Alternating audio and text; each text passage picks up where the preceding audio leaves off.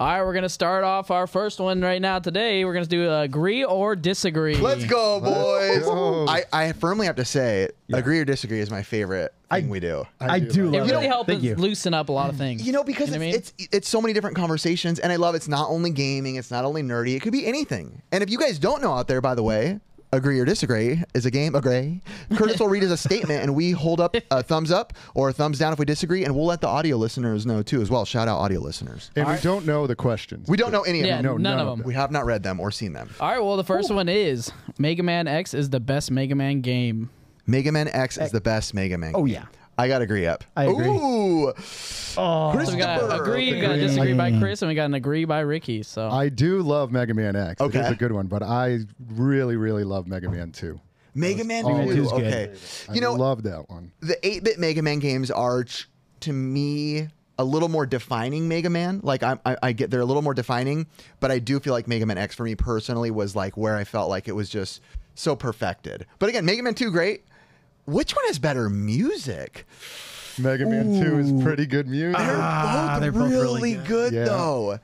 But I think what puts X over is the arm, like you finding all the armor and the Shoryuken. That's true. I'm like, dude, I can do all this. all the upgrades all the are pretty upgrades. smart. It was like a way more like version. It's got longevity in it. way more. Yeah. It like was the upgraded version. But you're right. That title screen on Mega Man 2, I'm just like, good.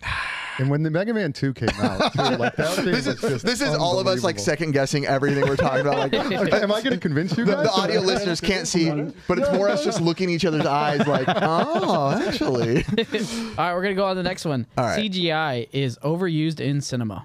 CGI is overused in cinema. I'm going to say agree. Okay, so there's 3 agrees up. I would definitely agree with that as well. You Just agree because as well? of just what Marvel has done. It's just CGI. Yeah, Dude. so I actually follow a lot of CGI channels. Like, I'm really big into Corridor Crew. I watch these guys a lot, and they're CGI guys, some of the best in the business. And as much as I love and respect, clearly I respect it, I watch videos about it all the time, I do feel like so much, I guess maybe it's just so many of the things that I expected to love, I was severely let down once I saw the CGI. You know, I Am Legend, The Mummy, Black Panther, Transformers. Transformers does really good CGI, but still, and I guess Transformers may be the exception of there's almost no way they could do that with animatronics because of the moving parts. Couldn't make real life I mean, Transformers. some of those guys make some pretty legit suits. I'm not gonna lie. Okay, I get it. No, but I'm saying, like, I like CGI to an extent, and I think Jurassic Park is maybe my favorite example because That's a good one. It was when animatronics was still so focused. Like, this was a giant animatronic. The Tyrannosaurus was real, but they used CGI to help enhance water effects and movements and motion, so it helped assist it. But I hate when movies are like strictly CGI, and you can just tell within a second. I mean, when I watched Black Panther, I mean, you would see him move. I think it was like the tunnel scene. And you could literally see his arms were like, everything was like, looked like it was like a water motion. And I'm like, this looks really bad. And I think, like you said, Marvel is extremely overused it. You ever seen which Marvel movies? Which one's the third one? The one. So it's when Hulk is in the Hulkbuster. That is some bad graphics. That's some horrible graphics. I was just watching the movie like, no way, they didn't even finish this. They just threw it out. That became a meme for a while. trying to picture that scene. Remember when everybody first saw Blue Will Smith as the genie? That was a big thing in the animated world. Like in the CGI cinema world, everyone was like, that is not real. Yeah. Well, I mean, going back to the 90s, like that's my favorite era of movies. Absolutely. Like Terminator 1, Oh. Terminator 2. Yeah. And I can remember like Terminator 1, like there's no CGI except for that bathroom scene. Remember where he goes in? Would you even call Does he it walk CGI through the where cell? he like cuts his eye out? Oh, And it, like they cut to it for a split second and it's so bad. But everything else I don't think in that movie is CGI. And then Terminator 2, though, has a ton of it. Not Terminator 2. well, I guess that is CGI. Terminator 2 has a bunch of of Yeah. when he breaks through and like goes into the chopper. Yeah, I guess that's all CGI. Yeah, I mean, But regardless. it seemed like it was different CGI. When you cut to the Marvel movies nowadays, Yeah. I don't know, they're like such close scenes, and I can't tell what's going on. And like, Again, I'm not a fan of We're it. probably sounding very unintelligent with our actual references. But the reality is, I think what you just said is basically your way of saying what I said is it was still like the actual filming was more leaned on versus leaning on strictly CGI. And I think that's where the downfall, why we all agreed. All right, we're on to the next one. It's going to be vintage clothing is overrated. Whoa, Curtis. Curtis, how could why you do would you that? even say that? Hey, hey. Dang, Curtis. Vintage clothing is overrated. Thumbs down. No way. 3 thumbs down. Well, okay. So the only reason my brain almost even thought about maybe putting a thumbs up is because we do pay too much money for shirts. Yeah, we do. No, we don't. I don't think How we much pay was that enough. shirt? This one I got a good deal on. This was $200. I would say most people don't think that's a good deal. They would probably not. But for me, that was cheap for this. Yeah, but this they shirt. also buy designer stuff. It's like Bape and like That's Gucci true. for like 250. So I spend a ridiculous amount of money on vintage clothes. Yes. But for whatever reason, I don't feel like I'm spending like a lot of money. Like if I was to walk into a clothing store and there was a shirt for $200, I'd be like, oh, heck no, I'm not buying that. But with vintage clothes, for some reason, I don't know if it's just that's the market or there was a rarity aspect to Well, it. But I'll 90% of spend the that time, money. too, it's more unique because, like you said, it does feel weird to walk into a high-end store and go, look, there's 98 of these on the shelf, and I'll pay $300 for it. Versus us going, hey, there's only 1 of those, maybe 2 of those. I've seen 3 of those. Oh, this one's hard to find. It does have a little more validity in it. Ricky, what about you? Yeah, no, like that's why I bought like it's white Star Fox jacket. Yes. So, I love buying the vintage stuff that you don't see anywhere. Yeah. No one else has it. This is dope. Yeah. What'd you pay for that? $350. Cheap. All right, gonna go on to Wait, the I next shouldn't one.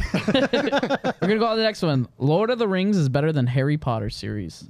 Thumbs Oh up. yeah. Yes. Oh. Triple thumbs up. Yeah. Okay. I could say we could almost reword this, or maybe you guys aren't on the same page as me. I would almost say Lord of the Rings is maybe the best trilogy out there. It's Think, you too. I mean, Star can you Wars? Star Wars is pretty original good. or which original. one? What about trilogy? You're Original, saying yeah, that's a trilogy. I would call that a trilogy. no, yeah, the original yeah. Star Wars as a trilogy. Jurassic Parks, maybe. Jurassic Park was great. it was- First and second were good. First was the best movie of all time. I No honestly argument. admire like all the like special effects that went into it, like for the makeup side of it. Like people had to sit through all that to be an orc. Then you had like elves. Yeah, all these different genres of like technically like what they call them races, but like you know what I mean. Ricky, Yeah. what do you think? Is it the greatest trilogy of all time, or can you think of a better one? Is a better question. I honestly can't think of. I was gonna say Terminator, but I don't think I like Terminator 3 as much. Terminator 3 it was just ruins bad. it. But if it was just the 1 and 2. one up, yeah, 1 and You 2, might then pick yeah. those 1 and two. 2 are those are 2 of my favorite movies. But Terminator yeah, 1 and 2. But he's the right. Lord of the Rings, Yeah. I think I'd put it as Yeah. the best trilogy. Yeah. I also read all the books. Did you guys read the book? I don't read. We don't read. Maybe 2 of them. Who reads these days? As a kid, I read all those books. So when they turned it into a film, Yeah. and Peter Jackson made that, like he did such a good job with Yeah. it. He later on butchered The Hobbit, which Yeah, is terrible. yeah. Wait, what do you think about the Amazon one? I never watched it. Which one was the Amazon one? That answers your question. That answers the question. I think that was Oh, the same. series, the new one, the Silmarillion. Yeah. That was where the books that came out after. Oh. We're gonna go real deep into nerd. I heard a Lord lot the of people Rings just culture. say, "Man," when it came to those. Yeah, I did try to read that book, but that book was really hard to read. The Okay. series lost me. Yeah. But the cool thing about Lord of the Rings is that's the one time. Is that one of the only movies we actually went to opening days on? Dude, we went to all 3 together. Opening days every And time. man, do they still hold. Lord Frodo! I mean, we were like full on with the people, like at midnight. Like, We weren't dressed up, but it was just awesome to be there. I mean, come on. When Gandalf was riding down the hill on the horse, I mean, Dressed it's up just as like, Gandalf, and you dressed up as Frodo. Bro, I'd be definitely Samwise for sure. Oh my you are God. Samwise Gamgee. I'll take that. Chris is for sure one of the Elvian women. I would say he's Orlando Bloom's character. He's an Elvian woman. Yes, Orlando Bloom. Let's go. go. Legolas. Yeah. Legolas? Thank It's you. Legolas. Legolas. Legolas. All right. It's easy to make you cry in movies. Oh, dude. Thumbs up. No, I think I've only cried once. Oh, dude. I'm gonna do double because some of them do. Must be nice. So you don't cry in movies? I've only ever cried for What movie? The Notebook. Oh, you're a romance guy. That one got me at the end. That scene, you know, when she gets her. Me too. By the time it was at the end, I was like, please be over. Isn't it weird to feel like super empathetic for characters that are just kind of like either fictional? It is weird. So as someone who, again, watches a lot of cinema channels, like, it's really hard because I'm very easy, especially as an editor as well, to take myself out of a moment So when I get really into a movie, I'm like, okay, I must really like this because I'm not thinking that could have been edited different. Oh, that's a prosthetic. That's this and that. So I cried in Notebook though too. I'm gonna be honest too. What was the last movie you cried in? I cry in every movie. You think I cried in the Mario movie? I almost cried in the Mario movie when Luigi. Really? Spoiler, press pause if you're not there. When Luigi blocked the blast for his brother. Oh yeah, that gave me kind of some It hit chills. me, and my brother texted me that it Just hit gave him me too. chills right now. Actually. Yeah, It thinking hit about me. it. So this is gonna be a weird one too. You guys think I'm kidding? Any movie where there's like a crowd at the end that like came together and was like cheering for something. Pretty much every it movie. gets me, and it could be Christmas movies. Christmas movies get me the worst. Hallmark Christmas movies. Oh my goodness. Every Hallmark cheesy Christmas movie, I ask my wife. Home Alone, I could watch it 40 times back to back. The minute Kevin's out there looking at the neighbor with his estranged family and they wave, I'm just like, God, why? No, does she cry at movies? No, as well? she looks at me like, She you looks at you. There is one movie that'll get me every single time. What is it? And it's not a very like crazy notable movie by Keanu Reeves, but Okay. it's Hardball. And Oh, it's dude. when G Baby Yeah, that- it gets that hit at the end and everybody's just cheering and he wins them the game. I'm just Cheering gets me. That's what I was saying. oh yeah. my That's not even the gosh. whole part. No, Like, but it it's- makes you bawl the next scene. And you're Yeah, like, because "Just do it." it's as he's describing the Yeah. moment at the funeral, and it's Yeah. just like I get chills every single. great- Did you cry in Click with Adam Sandler? Ooh, I that was a did. pretty I did. emotional one. That got I think me. That one I did.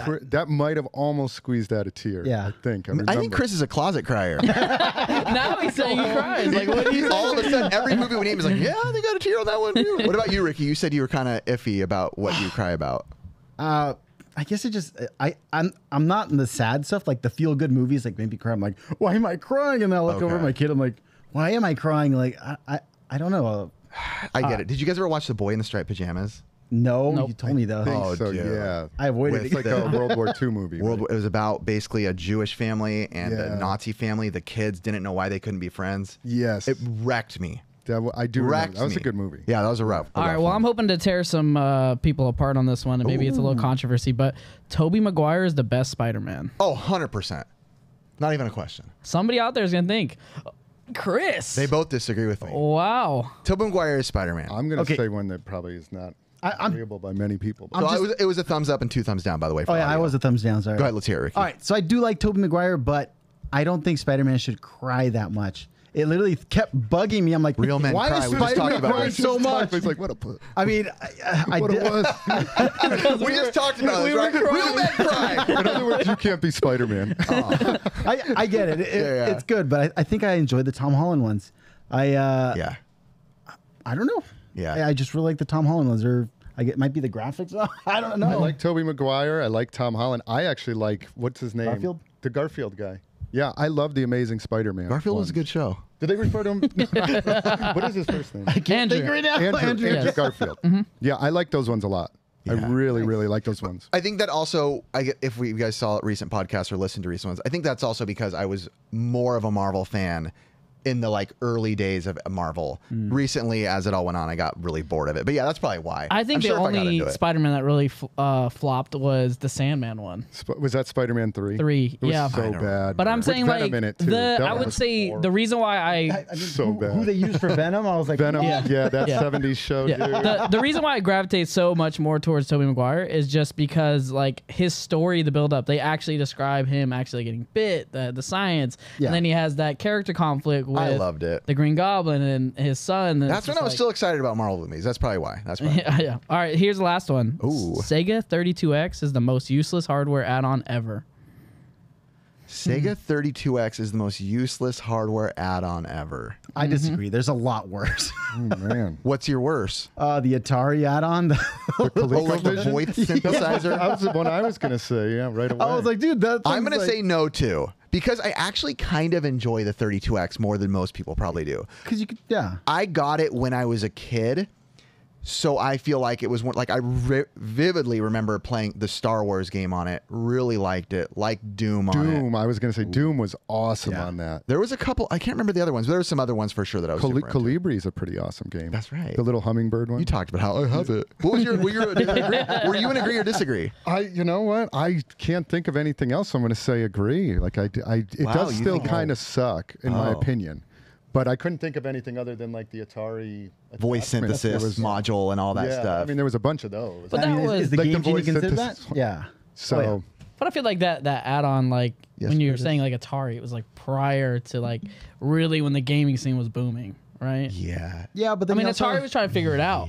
That's true. I'm just saying yeah at this point because I'm done hearing you talking right now. All right, we're gonna go on to our next topic: the gaming scene back then versus now. And this is Ooh. more describing like the Nintendo World Championships, the Blockbuster. So this is an exciting one because we weren't necessarily sure. Also, Beto back there, if the computer goes on, I'm going to fire up some footage to show you guys, not music while we talk.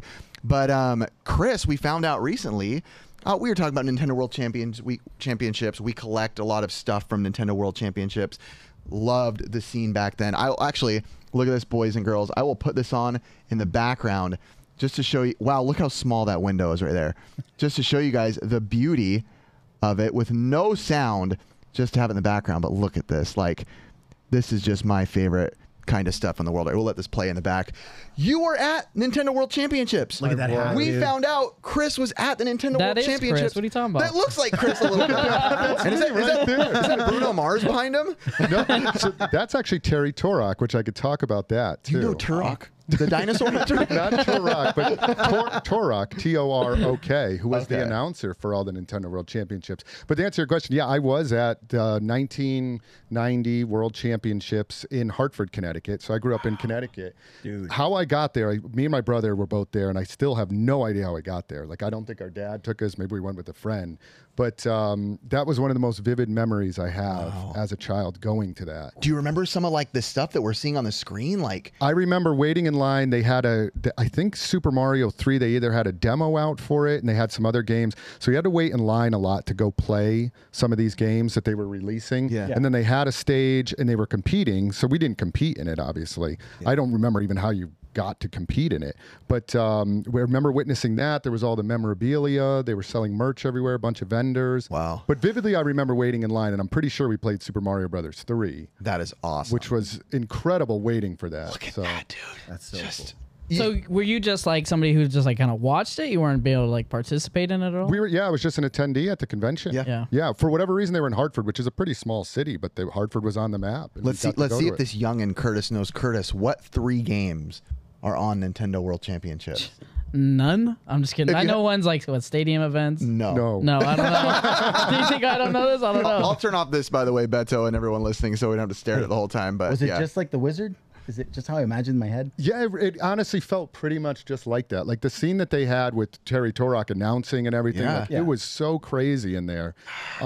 It was awesome. It honestly changed my life, which is why I think I run. Really? I think it's why I do what I do and own the game stores today, and why I run Retro World Expo in Hartford, Connecticut. Oh, now. because not just as a gamer, but more of like a presenter of a show. Yeah, and we wanted to do it in Hartford. I wanted to do it there specifically for that because Yeah. it's like an homage to Nintendo World Championships. Wow. And what's funny about that is actually this year, I won't go off too much on a tangent, but we're having Terry Torok as a guest at Him. Retro World. The That guy we saw. The guy we just saw. Yeah, he's been like out of the woodwork for 30 years, and he lives in Stamford, Connecticut. And we were able to. Oh my god. It was actually because his wife came in with a Nintendo World Championship. If you can tell us the story, into please one do. of the stores. If you can tell us Yeah, the if you story. want to. So his wife came in about a year and a half ago with a Nintendo World Championship cart, and she said, "I'm looking to have this tested." She wasn't even looking to sell it. Wow. So my guys tested it. We were like, "Yeah, it works." They posted an Instagram photo. They didn't even tell me. Oh, you And weren't then- there. No, I wasn't there. And then I see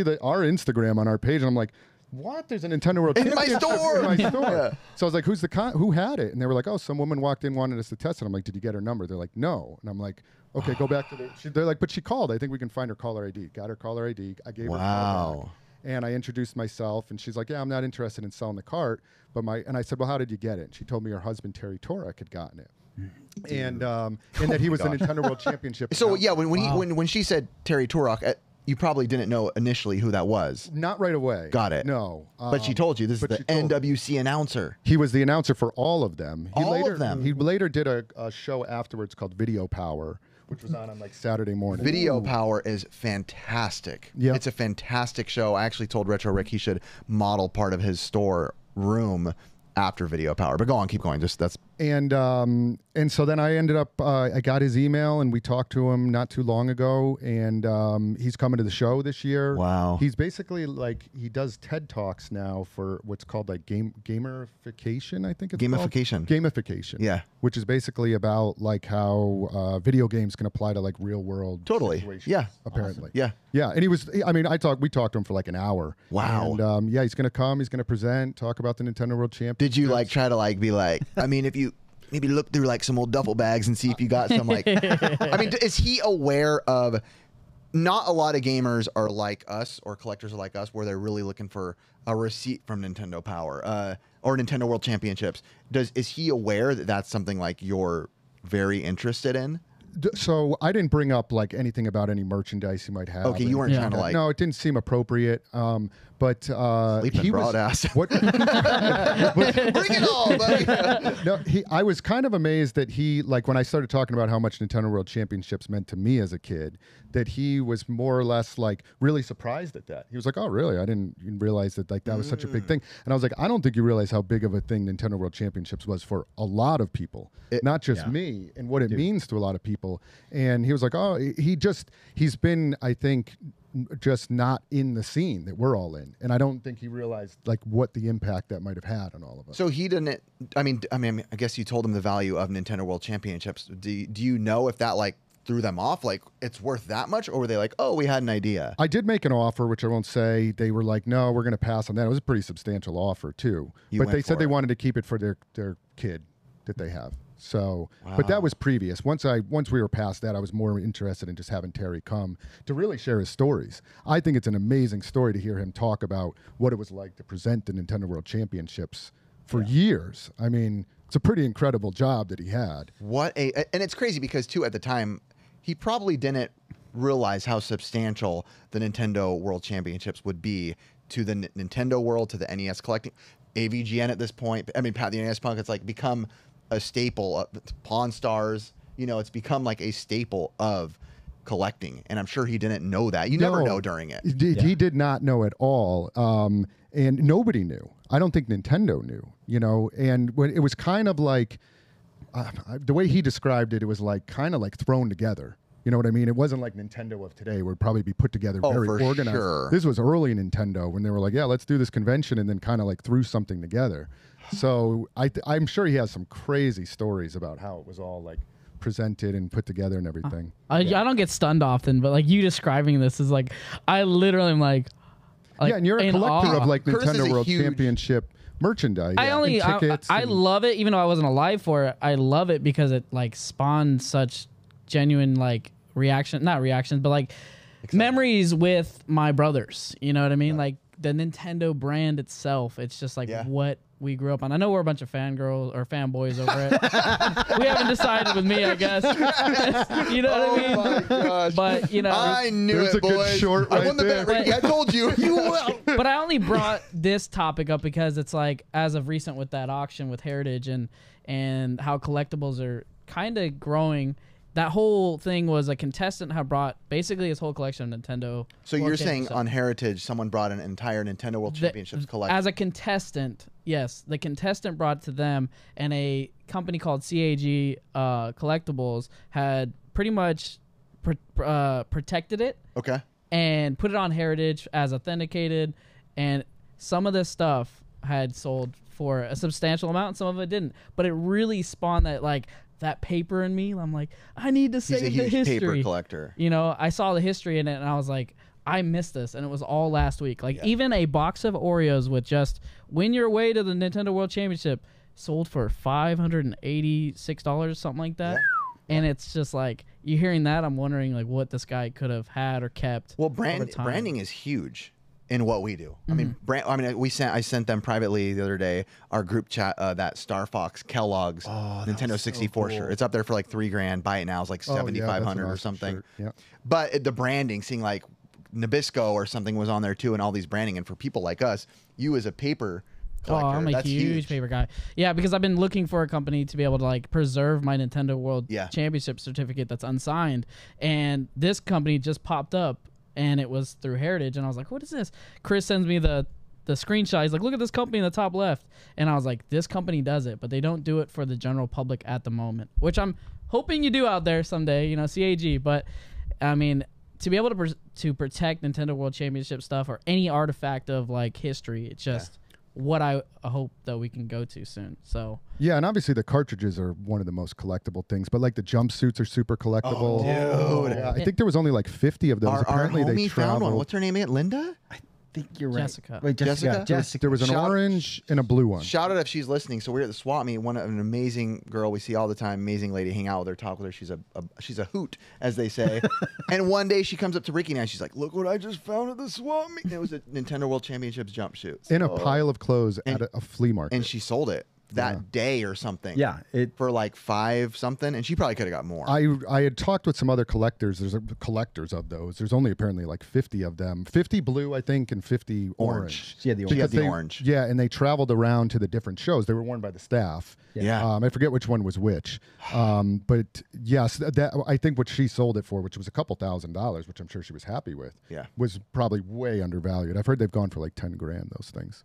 For sure. Yeah. I was thinking. Oh, was too, it 5? Is that what you said? 5 grand. 5 It grand. was that. Yeah. I wasn't telling you to stop. I was Yeah. like, 5 grand. Yeah. It's interesting. Do you guys follow? Because back then, I mean, this is making me sound like old man again on a couch, but I loved that scene back then, right? The Power Fest, all the video power tournaments they would have on the show, the NWC stuff, these big events. I mean, you might be different because you're younger and follow that stuff. I have zero interest in current competitive gaming. I would. What about you? No, it's true. I really don't. I just like I miss those commercials, but you know what always gets me every time when Tyler puts them in his channel. My Retro Life. Yes, God, Yeah. it gets me back again. I'm like, dude. Which commercials?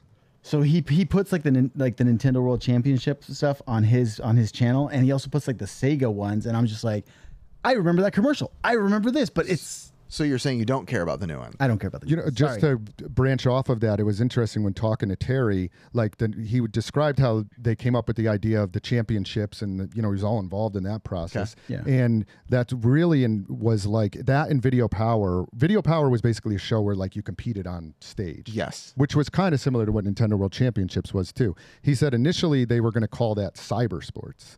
What a horrible name. I actually like that. I'm just kidding. No, I actually like No, that. And then so he feels that like they were the initial founders of esports. Yeah. Like that had never really been done before. Yeah. But they didn't call it esports. They called it. They said they were going to call it cyber sports, and they did actually. Terry said they came up with that name esports. So when I said Which is still used when I today. said that, I was referring to you saying esports. Oh, esports. Esports is a Esports horrible name. sucks. Cyber sports is great. Right. name. When Terry Yeah. told me this story on the phone, and he said, "Oh, we were going to call it cyber sports," I'm like, "That's so much better. You should have Esport- called it I mean, cyber sports." the most recent like big tournament would have been like that Fortnite tournament that they held out in a stadium. But I mean, that was probably about it. Why do I have no interest? And then esports league. Sorry to interrupt you guys, but I mean, like No, even you're with fine. the esports league with like Gears of War, I know like look at this Nice and- lamb chops, nice and high. with esports like Gears of War and Call of Duty, all this type of new games.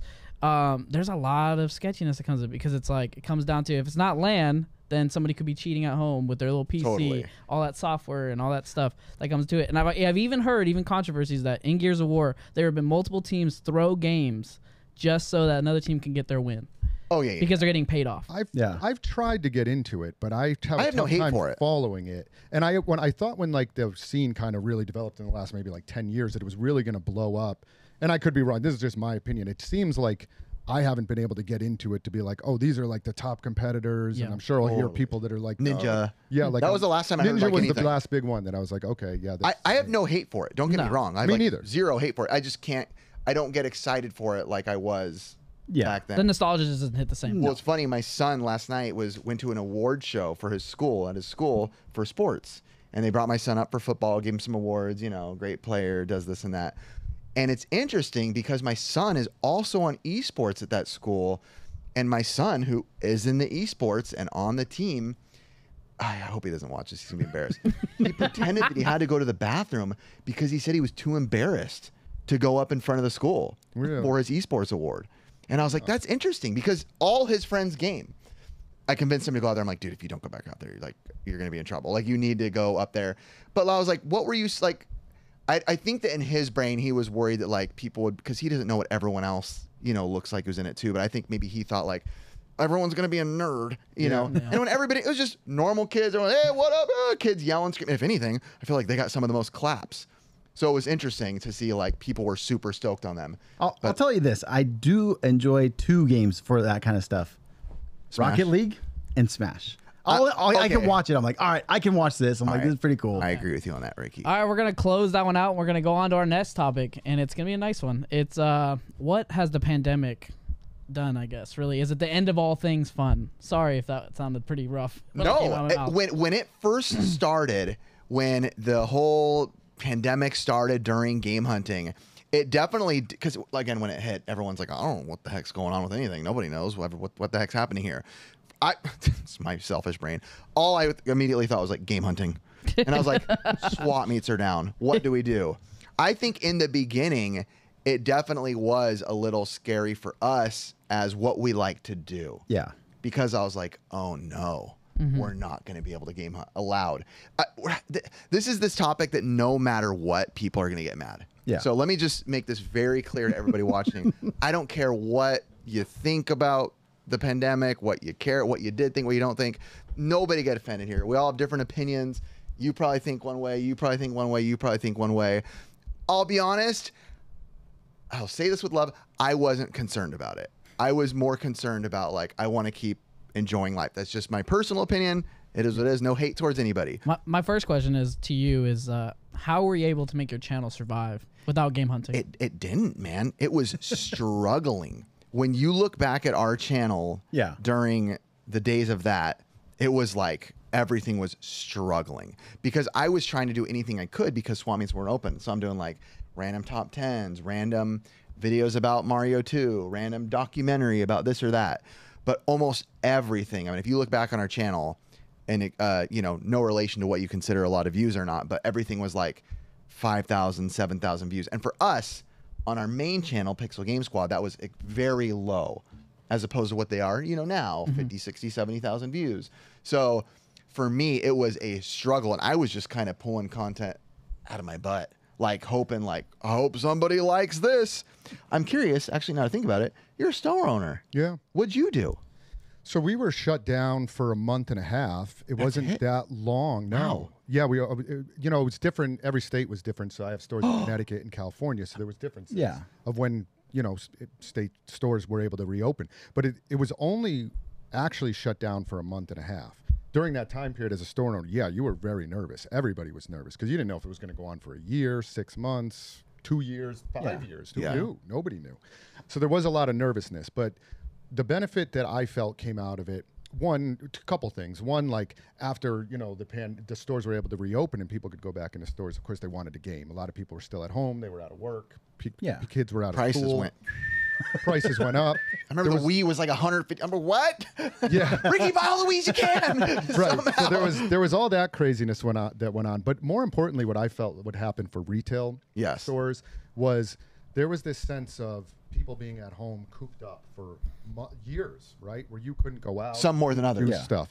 And what I think it did for a lot of people when the stores started to open back up is it gave a realization to people how important like the retail community is for us as human beings. Yeah. Like how much it means to go and just visit a local, whether it's a game store or even walk into your Walgreens and see people, or go to the supermarket or go to the movie theaters. Like all those things are pretty important. We do them every day. Yeah. And when they were taken away, and we were sitting at home just clicking, ordering on Amazon, you know, yippee! Like I think people realize like, wow, this sucks. Totally. You know, and totally sucks. In years prior to COVID, there had always been that people talking about like, oh, retail is dead. You know, everybody's just going to order online. It's just all online now. And then it was just such a weird conundrum where we lived in that world for a couple of years where there was no retail. You had to order everything online. You couldn't go out of your house. And people were like, this sucks. It sucked. So to me, and I don't know how long it'll last. I mean, the retail and e-commerce will always coincide now. Totally. But I think for a couple of years, it really gave people appreciation for retail.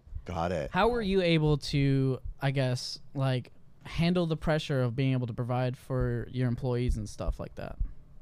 During the pandemic? Yes. Oh, man, they were nervous as can be. I bet. Everybody was nervous. They were really, really nervous. And then when they had to go back to work, there was that whole like, hey, we're going to open back up. Half the employees are like, I don't want to go back to work. And the other half, You know, like, half "We don't are give a like, crap." I don't care. Yeah. And then being a business owner, like trying to balance that and, you know, people's health concerns. And it's hard because you have to manage like people's different opinions, emotions. Yes. Some people are like, I don't give a crap, screw this. Some are like, this is the scariest thing in the world. Some are like, this is bull crap. Some are like, so I can imagine, because anyone, even in any workplace, that's what it was like.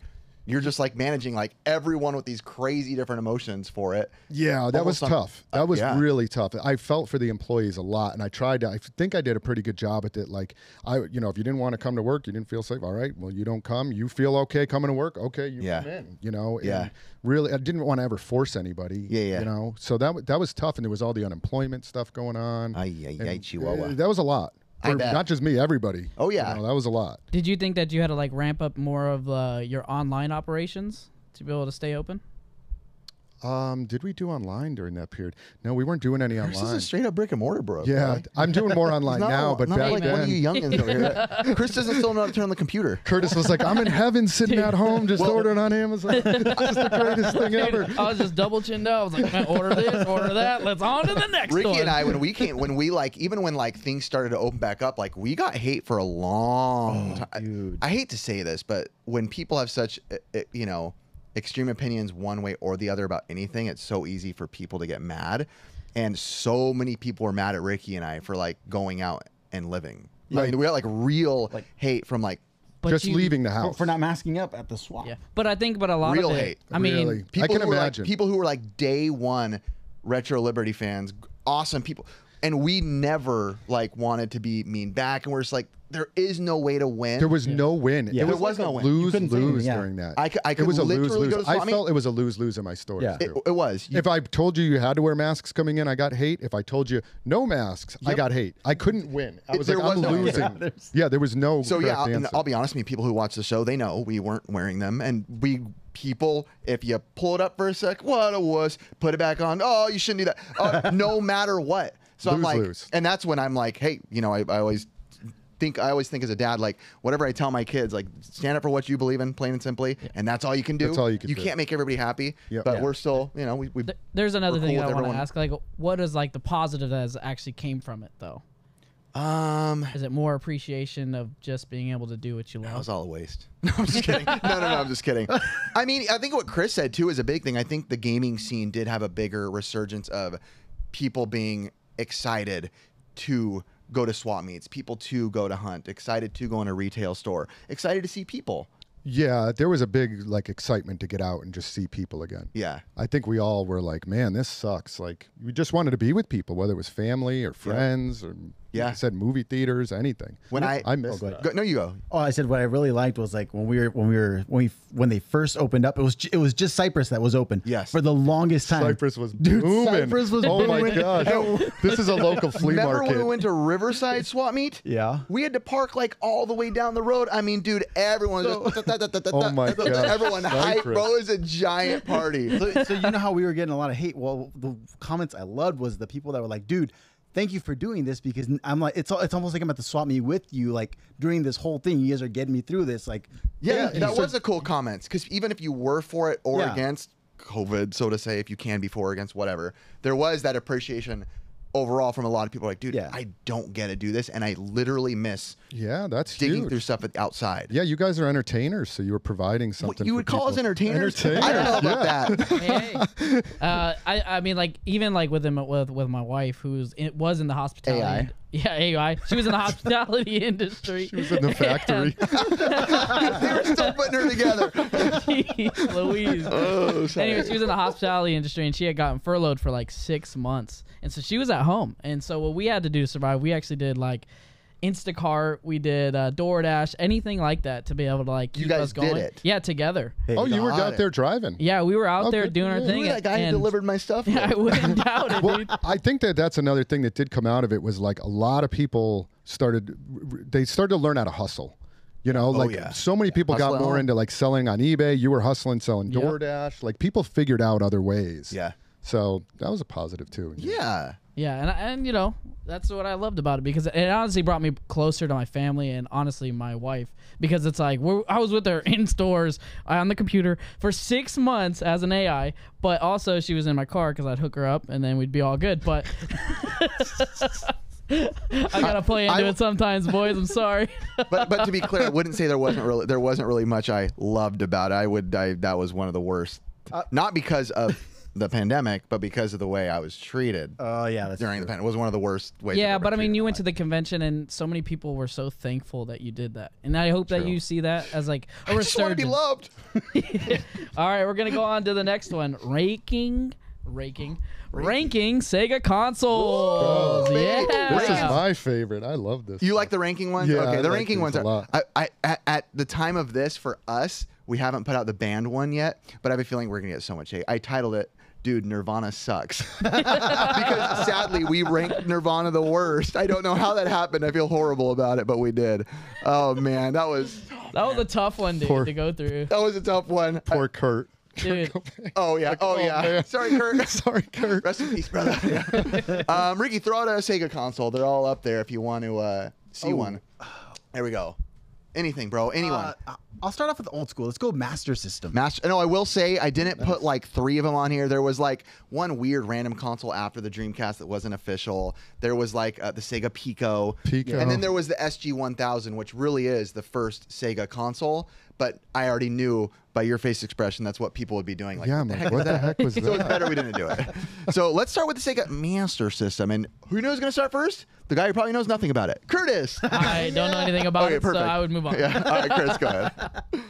I'll have to give this a D. Oh, you suck. I never played it. I You never suck. owned it. It's one console I actually never owned. This is one that I've never had. I've played it a bit. Yeah. Man, yeah. Ninja Gaiden from Brazil. I never played Ninja Gaiden. Play it. I played Alex Kidd. I played some of those. Okay. Yeah, I'm going to give it a D. Okay, cool, man. Yeah. Right cool, on. man. I love it when it stings. That's dumb. Go ahead, Ricky. I guess it's not really that high for me either, so Okay. it's probably like a C for me. I love the games. They were so much better in Genesis. Like when you play Altered Beast, Yeah. Riffs. He's All right, guys. Dang, That's you're cool. that high on this, huh? It's one of my favorite consoles. Finally, Is it some really? honesty in this You know, when you room. first came into the shop, I think you were collecting Sega Master right. System games Yeah. at the time. Yeah. I remember that. That was years ago. What's it like to know that's the last time I'm supporting your store? last time you bought anything? Actually, it's so funny. In my taxes, I had to put a separate tax thing for Retro Games Plus. Did you really? Yeah, I swear. Oh, nice. Yeah, That's how much spent a It lot. was bro. it was $5. No, I think honestly, I think it was like truthfully, I think it was like 4,300. No, you've always been super supportive. Thanks. I appreciate No, it. for me, honestly, it's a B plus A. Really? I played it so much. I really like when people talk about their nostalgic past. There's a really soft spot for me in the Master System. What's the favorite game? Your favorite game on that? Phantasy Star. Okay. The music on it, man. My brother, if he's listening, I know he listens. Actually, it's one of those things. Like I said, I cry over nothing. That song almost makes me cry. Was that a port of the Phantasy Stars on Sega Genesis, or was it a completely different game? It was the first Phantasy Star. Oh, it was the first one. First Phantasy Star was on there. Fantasy Zone, Rastan, Penguin Land, the built-in Snail Maze, Hang On, Space Harrier, one of my favorite versions of it. So, but with you guys being incorrect, BCD, what does that put as like a C-ish? C we'll plus. say a high C. Yeah. What'd you give it? An A? No, I give it Solid like He a gets BA. plus A. B. So Oh, we'll let yeah. you guys rock it where you guys said around a C. It's okay to be inaccurate. I'm going to close my eyes and do the thing I do. Okay, I just look to the side and grabbed where am I at. I'm right here on the Creamcast. The Creamcast. Let's get Curtis try again here. I think it's A. I really liked it. Oh. Yeah. That's all you got? Yeah, I mean, that's all I got. But I liked it when I played it, so I mean, Hey, man, thanks, Denny. All right, cool, man. See ya. Big gulp, huh?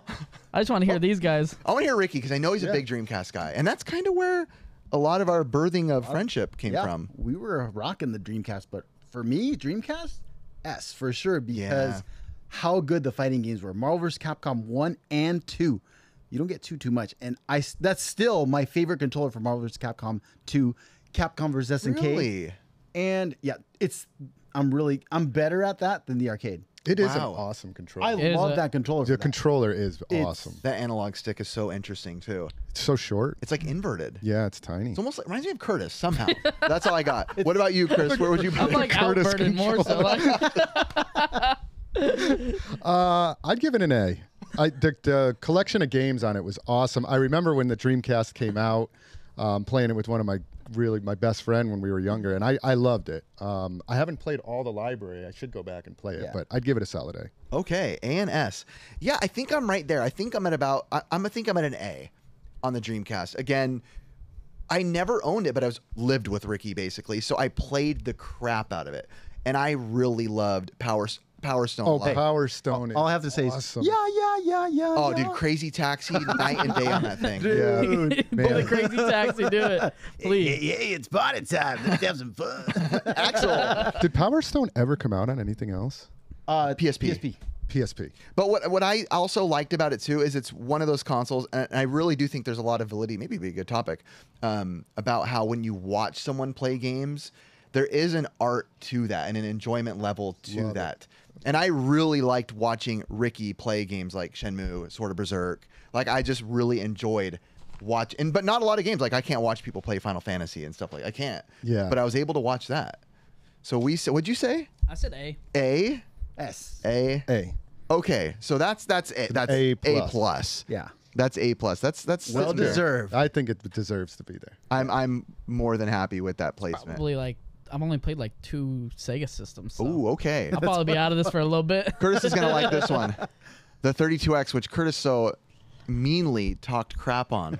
I Okay, we're- didn't like any of those games on that, but I played it. Okay. So I'm gonna say it's like a Oh, bad for B, bro. okay. I'll be all right there. B's good. I mean, yeah. I know it's gonna be hot. I don't know. I mean, because like I could just be like, oh yeah, let's just He's put it in still the learning. E.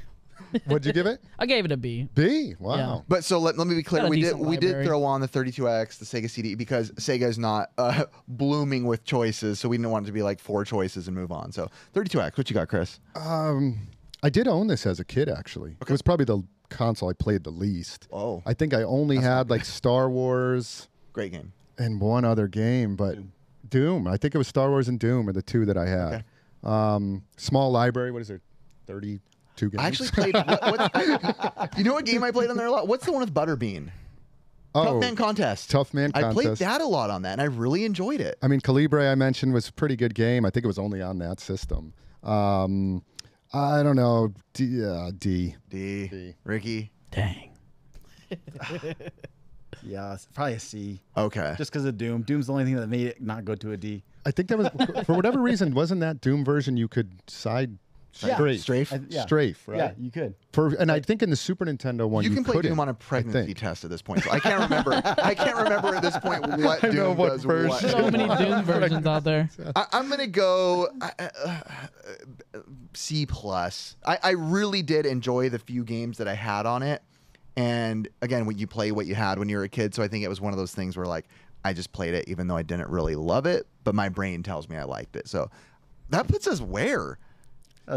I was D, C. Minus. About a C C. minus. I like how Turtis talked the most crap. Turtis. He talked. Turtis. He talked the most crap on it, but gave it the highest rating. Man, I haven't heard that since I was a kid, man. That's the new one. Turtis, are we doing that? Oh, Oh no, we just I tried to discovered get his a- childhood nickname. I tried to get away from He it. but never it's wanted all it to right. be out He's there. been hoping that wouldn't come out for years. So where did that put us at a C? Yeah. By the way, guys, I will say with love, F all of you guys for leaving the Master System where the 32X is. I think you could Horrible. put it slightly below. Okay, I was gonna say that is. Drag it down. I don't just a speak hair. for these people on this one, Well, guys. it should have been a high C, not a like for the Master System. Yeah. Okay, there we The go. other Let's one do was a this. low C. Okay, I'm There gonna you go. pull in a random. Ready? Ooh, oh, no, I'm gonna save that one. Oh, too late. I pulled it. Genocide? Genocide. Yeah. The Mega Drive. Plural Genesis. Ricky, why don't you head us off with the Genesis? I'm gonna give it a solid A. Yeah. The Sonics, the Contras, the Vector Man. Ooh, Oh, They Victor. were really love good. I liked games. Road Rash. That was a good one. And Road Sunset- Rash was awesome. Yeah. Sunset Riders on there. I loved it. It was a good. Hyperstone Heist. Oh man. Gunstar Oh my Heroes. Gosh, yeah. Musha. Mortal Oh Kombat. my god. The- Why did they With like blood? advertise? With blood. Sega Yeah. Genesis was. Why did they first one to put advertise blood. Sonic not for resale? Like it was like a thing. It was packaged in with the Yeah, because console. those are the exactly. Oh, But it's my. everywhere. And it's funny, though, because everywhere. collectors now, like when they're new collectors, shout out to all the newbies out there. They'll be like, dude, Sonic. And they're like, dude, not for resale. And I'm like, oh, dude, you got to get that. 30 million copies. Play along with it. Yeah. What about you, Chris? Solid A.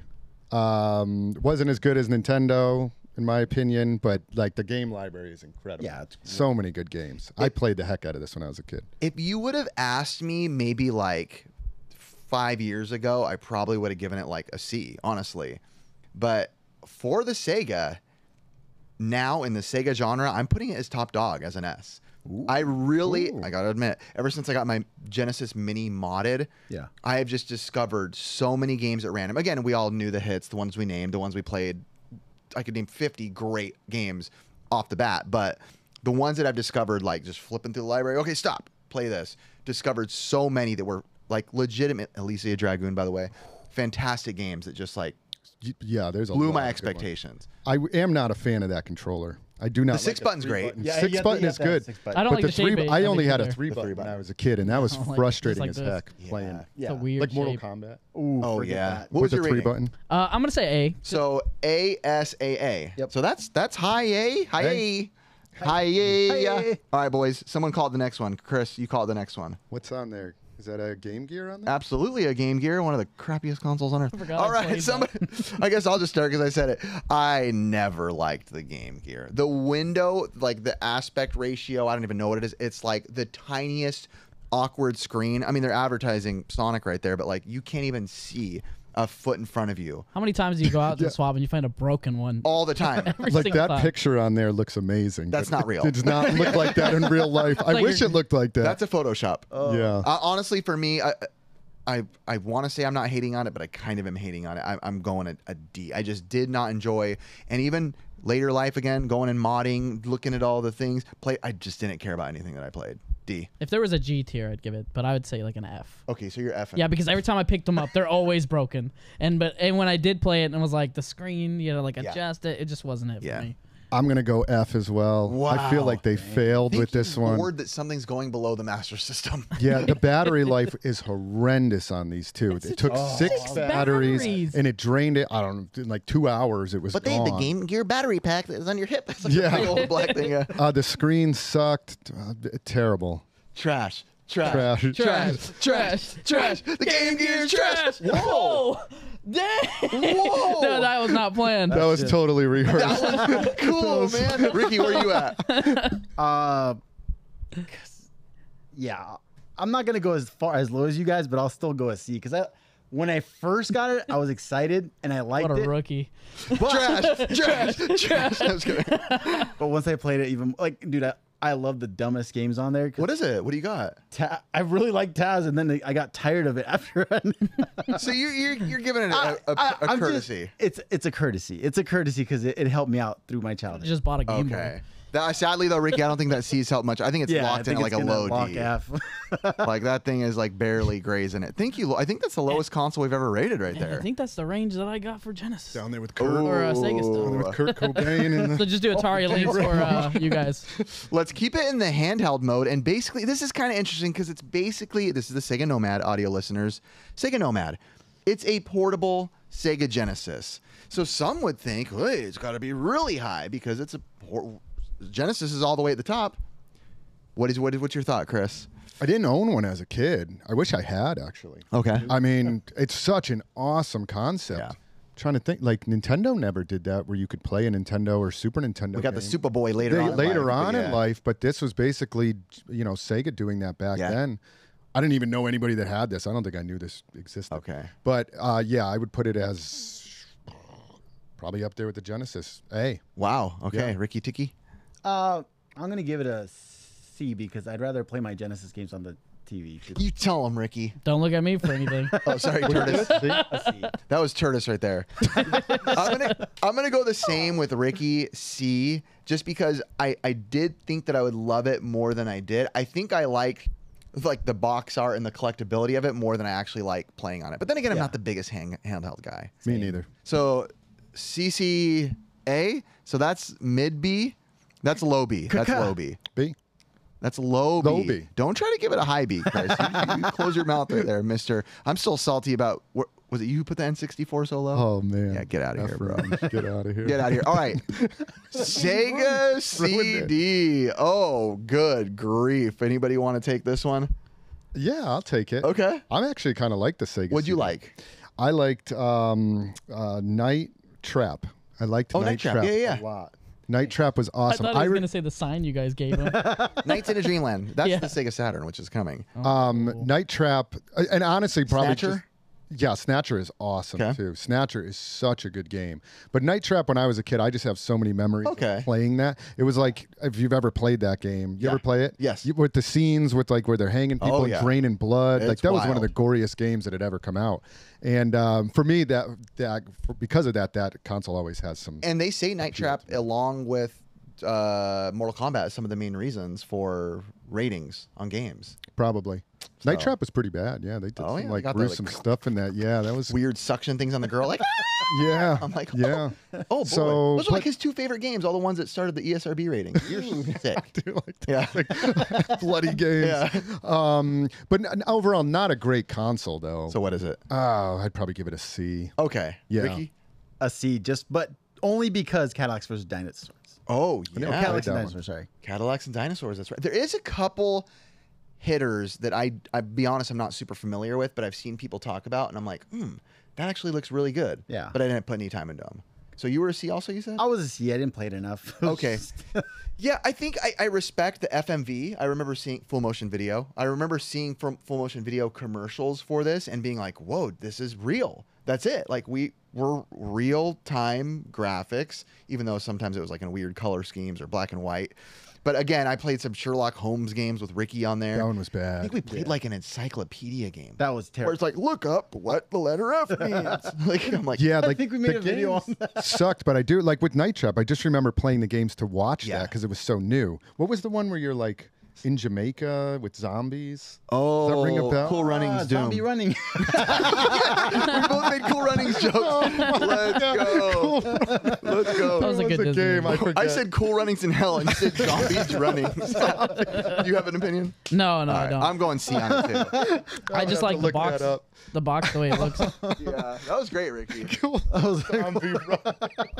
All right. Ooh, the Sega Saturn. Let's go. I'm going to start. Yeah, I let's do it. love the Sega Saturn. I think it is a fantastic console. If you even go on YouTube and type in great first person, not first person, why would I say that? Side scrollers, platform, anything on Sega Saturn, there's just all these endless lists of games you didn't know about. I had a fun time on this. I'd say Knights was probably my biggest Knights one was awesome. that really messed with my head. Is like, wow, look at this 3D turning, even though I knew what Mario 64 could do, but it just felt so like whimsical to me. But I love the Sega Saturn. I'll say for me, I've been watching a lot of GameSack lately, and they always cover this. I'd say it high BA. Ooh. Ricky? You go, Rick. I think I'm going to give it Great fighting games, too. an A. That's why. Because they had Children of the Atom. They had all the alphas. And they even had, what else did they have? Oh, Darkstalkers. Oh, Yeah. dude. Dude. Great Yeah. fighting game. And not only that, their Japanese library is insane. That's right. You had a Japanese one. Yeah, dude. It just has great games overall. So what was your rating? A, high A. Hey, okay. Yeah. Christopher. I'm going to go pretty high on this one. The library was pretty incredible. Yeah. I'm going to give it an S. I honestly feel it was better than the Dreamcast. Ooh. You know, I'm not necessarily disagreeing with you there. Yeah, like I do feel like it was a superior console to the Dreamcast, and the Dreamcast was amazing. If I had to say which was the best Sega console, yeah. I would. Ricky's It a would either Dreamcast be fanboy for Dreamcast sure. or Saturn, but I think I'd put Saturn ahead of it, so I'd give it an S. Do you have anything? Nope. So I think it's pretty much. Is it tied with the? We have to make a decision, boys. Dreamcast or Saturn? Which is better? what did you give it? It comes down to. A? Yeah. I gave it an A. You gave it an A? Yeah, I think it wins by a notch. And I gave it an S. Yeah. But what did we do for the Dreamcast? Uh, I think we did the same because I gave it an S. I I gave think it an A. I gave it an A. the only way that we're gonna end this segment agreeing is saying the Game Gear sucks. Yeah. All right, we're gonna go on to our next one. Faked for views. Oh no! Watch out, ladies and gentlemen. All right. Plug your ears if you like YouTube. One of those questions. You know, what do you say when people think your Videos are faked for views. They're right. No, I'm just kidding. So it was a thing. So it's hard because if you watch, I think the first example I saw of this was like early day Game Chasers, when I'd see comments of like, there's no way that's real. And then there'd be rumors, I think a big one in like the mainstream media, which I think maybe even proved to be real. I'm not confirming or denying, but that like shows like Storage Wars was like holding things for people for them to show on the show. They'd plant things inside the storage lockers, which to be honest makes better TV. I'm not saying it's right. But so it started coming into the YouTube world. Do you guys fake this for views? In the last year and a half, we've had probably our biggest streak of finding things. Great streak. Week after week after week. I know. Shut up. You were the supplier. Let me just put this right over here. So, okay. Ricky, have we ever faked for views? We've never faked. Never faked it for views. I've been with you guys. Some of the stuff I is can vouch insane, for though. that. I just can't believe some of the stuff we run into, dude. It's too weird. I feel like the show wouldn't, in any YouTube show, like it just feels different if it was faked, right? And there is things that feel faked when you watch on TV where, you know, like reality TV at this point, like give me a break. Like, you know, I've been not on reality TV, but in mainstream TV media where it's like, nope, different emotion. When Ricky and I years ago got interviewed, the NDA expired to possibly be on the History Channel with our show. And we had to go meet in LA and do these big things and film in front of all this lady who would have us say these things. And that's when you immediately know, even audition tapes that they called us to do, they already wanted you to like, say that same thing again, but I want you to say it like this. Re-say it like this. And it's almost like, well, you're turning me into not me at this point. So it was more like acting. Not necessarily. It was them guiding your natural reactions. So marionetting you, like just basically. Which I get, like if we were like, you know, on YouTube and Ricky looked like he was going to fall asleep, I'd be like, Ricky, wake up and slap him. But I'm not going to be like, hey, dude, you need to like redo that whole thing because you weren't being like who I think you should be on camera. And just so I know, so they were going to do a show based on you guys for game hunting. Yeah. They were. So what they pitched us, we actually went to Morgan Freeman's studio, or that one was me. I went to Morgan, but you went to the other one after with that girl. I won't say her name, but I went to Morgan Freeman's studio and they had got a hold of our show and wanted to see it. Apparently Morgan Freeman saw it and thought it was cool and wanted to check it out. So they sent me down there, and they were pitching the idea of Ricky and I had to sign an NDA. It's expired now, a non-disclosure agreement, so we can say it. It almost went through. We were like top 3 out of like 17 shows they were pitching, but they wanted us to go around in like a van, like American Pickers, with a person that restores stuff, which I know, Mike Wolf, Frank Fritz. I know. Oh my God. I've seen the Photoshops before. I'll take it. I love both those guys. They're the best. I love them. But they wanted to kind of pitch that, but the area that it kind of felt thrown off for me was like with a restoring element involved, like bringing on someone else as well that's like in a van with us, and like we pick up stuff that's like beat up and not working, and the person repairs it while we're on driving around through cities, and then we use that money to like trade or sell to buy more stuff, almost like a pre-Phoenix resale, you know, type of thing. So it was interesting. It was super cool. But you definitely could feel in those they were positioning you to be yourself, but also to kind of fake a little bit. And there is an aspect of faking where the only faking, and I'm saying it with air quotes for the audio listeners, is if like 2 seconds late, I hit record, 5 seconds too late, and Ricky just picked up something. I'm like, oh, hold on, stop. Okay, pick it up. Now I'm hitting record. That's like the biggest extent we'll do of fake, air quotes for those who can't see again. Because and they know, even like with the podcast, I'll be like, no, like we will literally be at dinner together. Oh, we're going to dinner for this. And we'll be like, if it sounds like something great for the podcast, stop, nobody talk.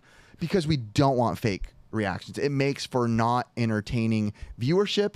It makes for me not being, and I'm not a good actor. I'm a horrible actor. I'm an idiot. I'm loud. I'm stupid. I can turn it on. I can be sad. But when it comes to acting, all of a sudden I don't know how to do it. And I don't understand it. So I can't do it. I want to know for you, you've had a lot of YouTubers, and I never want you to say names or anything like that. Has anyone ever, you've had YouTubers come into your store, has anyone ever come in there? You know we haven't, but has anyone ever went and be like, hey, can you maybe dice this up this way for me and maybe sell this to me for this price, or act like you don't know this, or... A couple times, yeah, where I've kind of just been like, So you know Phoenix Resale. it's all stage. Just like do this, do this, do this. Sometimes there might be like like acting. I'm terrible. I couldn't do that. So if I was asked to act, which I have been, I'm like I'm not good at that. And a lot of the other earlier on YouTubes that were more like skits were acting. Like even like that's different. We've done that. We've done. But people know we're acting. Like we're doing a skit where, there's a zombie in my backyard. I saw this guy in Lord of the Rings still. I thought he's Legolas. Legolas? Alvian woman. Nope. All right, go back to your story. My bad. But so a little bit. Yeah, there's been a little bit of that. Yes. Would you ever, if someone came to you and asked you, like, hey, can you plant this in your store? Would you ever... Well, this is almost like asking if you would take bribes. Maybe I shouldn't ask. Would you ever go along with it just to go along with it? Someone, hey, Chris, can you put this little Samsung back your store and act like you didn't know it was there, and I'll find it? Yeah, I mean, morally, I don't think there's anything wrong with it. If I was helping out a friend, probably. Oh, Ricky, have I ever done you got that? a great in. No, yeah. We're coming to your store for the next video. Thanks, Chris. We needed some good content. Yeah, I probably, if it was helping somebody out, I probably would. Wow. But I'm not a YouTuber, so I personally probably would be like you guys. And I like reality much more, the real stuff that, like when we're out game hunting, I like that. It's very real. Yeah. What you guys do. Yeah. Yeah. That's true. Yeah. Ricky? I'm just, dude, I couldn't act even if I wanted True. I already know Ricky can't. Not, true story. We had to do health videos in high school. And I remember, dude, I was nervous. I didn't know what the heck I was doing. They gave me the shortest line. All I had to do was like turn around and call the phone. And turn around and call like the fire department, like as an accident, like there was an accident. Yeah. And there was the prettiest girls like in my class were watching it and like pointing and making fun at it, and I was like, oh shoot. But dude, they only botching the delivery. They only call the fart department. They literally, you see them like pause it right where I'm at, and they're like, look at this, just look at this guy's reaction. I was like, oh, that's fantastic. Ruined your acting career. You'd be a famous actor I mean, right now if it weren't for that. I mean, they were. I had that. No way. There's no way. You know, Ricky and I went to the same school because we had the same type of thing. We had to do a health video. Yeah. And I remember for mine, my teacher's watching it. I can forget her name. I just remember she had giant hips. I don't know why I said that, but I liked them. And I just remember we had to do a health video about like breaking a leg or something, breaking an ankle or something. And I was like, I got one for you, health teacher. And she watched it and she was like, oh my gosh. It was a skateboarding video. She's like, that looked so real. Like your reactions look so real. Like this is just, like it was all about the acting. Like, could you do the acting? And she's like, this is great. A+, great job. And I told my buddy who was not in my group at the time, he's like, dude, that was great. And I'm like, yeah, dude, it was just real footage. That was me skateboarding, breaking my ankle with all my buddies. Like, yeah, when I'm screaming at the top of my lungs, my ankle's almost dangling backwards. Yeah, it's real. It's like, that looked so real. Your bone was breaking out of your leg. Now, to get spicy, do we know any YouTubers who fake? Ooh. I'm going to say yes. I'm gonna say I do. Yeah, Pixel Game Squad. Yes, Pixel Plus. I do know. And I will say the only thing I've ever done that's like planning out the video of the hunts would be like to tell, say, you before, like, hey, if you have good stuff, hold it. Don't show me what it is, but let me know. Like if you find a bunch of crazy stuff at your shop, yeah, leave it so we can come and find it. Like, don't tell us what it is, but yes, I want to see. Kind of like what we did recently with Retro Rick. You brought a couple bangers, lost Sculptor's Cut like an idiot in the parking lot. I just got done editing that video today, by the way. Yeah. I'm sorry, Chris. That's what I would do, but that's not. But fake. yeah, there was no faking in that. It was just kind of like, hey, bring some good items. And You had we'll do to a film. pretend that you liked Retro Rick, though. That takes a lot of effort. That is true. No, Rick is a sweetheart, man. I love Rick as long as he keeps me editing. All right, my last question. I know this just happened, though. I don't think the video will be out for a little bit. Yeah. How was your experience almost like being able to go into an empty house, kind of do an American Picker style? Oh, man. Curtis hooked us up with a guy who was like, hey, I run this business and I clear out homes, and he gets paid to do it. And he's like, he likes us. He's been on the show before. Yeah. Only one time, though. and he's like, I want to let you guys in. Curtis worked it out with them to go pick through the abandoned house before they tear everything out. And we'll give him money for the stuff. You know, we set a certain amount that we'll pay him and all that. And it was one of the coolest experiences ever. And Curtis even had some pictures. And just to be honest, I was like, don't send me the pictures. I don't want to know anything. I don't know what's going to be in here. And that real moment of getting in there, not knowing what's in there, is just, you couldn't have paid me to want to see the pictures before, because that true emotion of seeing this stuff that we found in there, which it'd probably go out by then. Yeah. Boxed 3DSs, boxed 3DS games, the most mint condition ColecoVision boxes you've ever seen, Atari boxes you've ever seen, games you've ever seen, all the mintiest in the middle of this. I'll be honest, kind of sleazeball. Yeah. Let's just say he was Blake's father, probably, with what he collected. He probably was Blake's dad, because there was a lot of dicey stuff in that house. Smut, huh? It was called Smut Hut. I mean, That should be Blake's business. Smut. and I think that that experience that like me and Chris did the other day at that estate sale was just kind of like that similar. You went where to an estate sale without us? Yeah, because you guys actually we've been trying to get that one going, but I thought this was the best route. But like, you know how you just go into somebody's house and it's just like, this guy's collection is crazy. But there with the estate sale, we're competing with like hundreds. There was hundreds of people. Nobody in line. with us. So nobody with you. Nobody. You know what? And I gotta And say, he left. See ya. when I'm surprised. I didn't realize you guys were going to find such good stuff. I was with Curtis when that lead originated. Yeah. So this was somebody Curtis knew. We were at the flea market. Well, so we've bought from him. We bought all those mint Game Boy games from So him. there was clearly a relationship, but the way he described it, he was like, "Hey, I'm clearing out a house, and there's like a few Atari games in there, and I think like a 3DS." Honestly, afterwards when we left, I was like, "Dude, that sounds like it's just going to be a bunch of garbage." In there. I'm so glad and I you was like, didn't I was like, I don't even think so you glad guys you didn't go. I was like, I bet you guys aren't even going to want to go down there. And then now hearing out that there was a lot of good stuff. So you never know, you know? You don't know. But we had to dig for it. Yeah, we were digging through disgusting stuff to find them. We found rare records. We found there was a lot of good CDs. Really? Oh, yeah. There was everything. A lot of blank single-stitch shirts. Oh, really? So you can make those fake ones you've been wanting to make. Oh, my God. Bootlegs. Ricky, what was your experience with that, though? You know, Ricky, people say on the podcast you don't talk enough. Dude. And Ricky, some people blame me. We've been friends forever. You guys shouldn't blame him. That's just how I am. Look, that's why we get along so well. He talks a lot, and I like to listen. It's a yin and a yang. Poor Ricky. But tell me about your experience. Dude, I'll tell you the first thing. The first thing is I couldn't believe that place was probably sitting for years. Oh, yeah. Dust was I still have dust in my nose. I can guarantee you, but it was great to just it was like a swap, but like on steroids, because you didn't know what you were going to find except for smut. The best thing everywhere. was though, like what you said, the lack of competition is the greatest thing. And I will say, we've set up with him to where he is. We're helping him out with some stuff on his back end of his business with my skills that I know.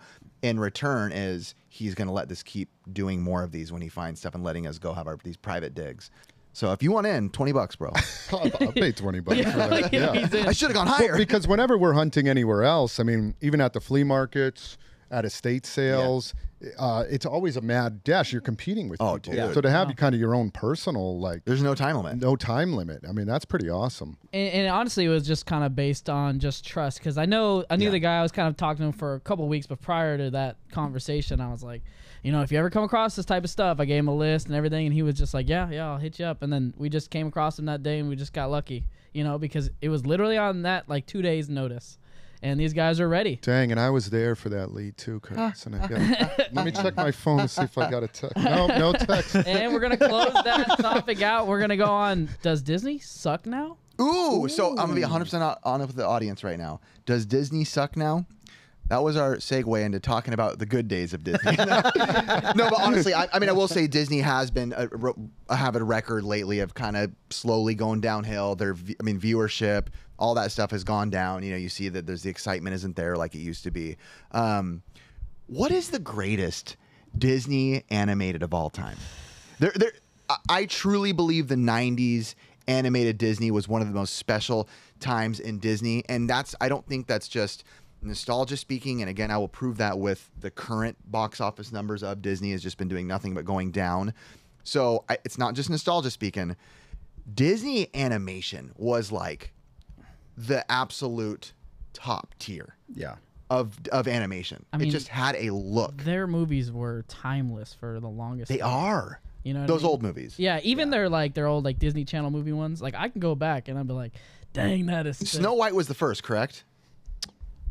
I think it came out in the 40s. Was that Snow White or Pretty Sleeping early. Beauty? I think Snow White. All right, it's got to be one. Pretty early. Yeah. All right, what's the best one? Come on, give me some of your best.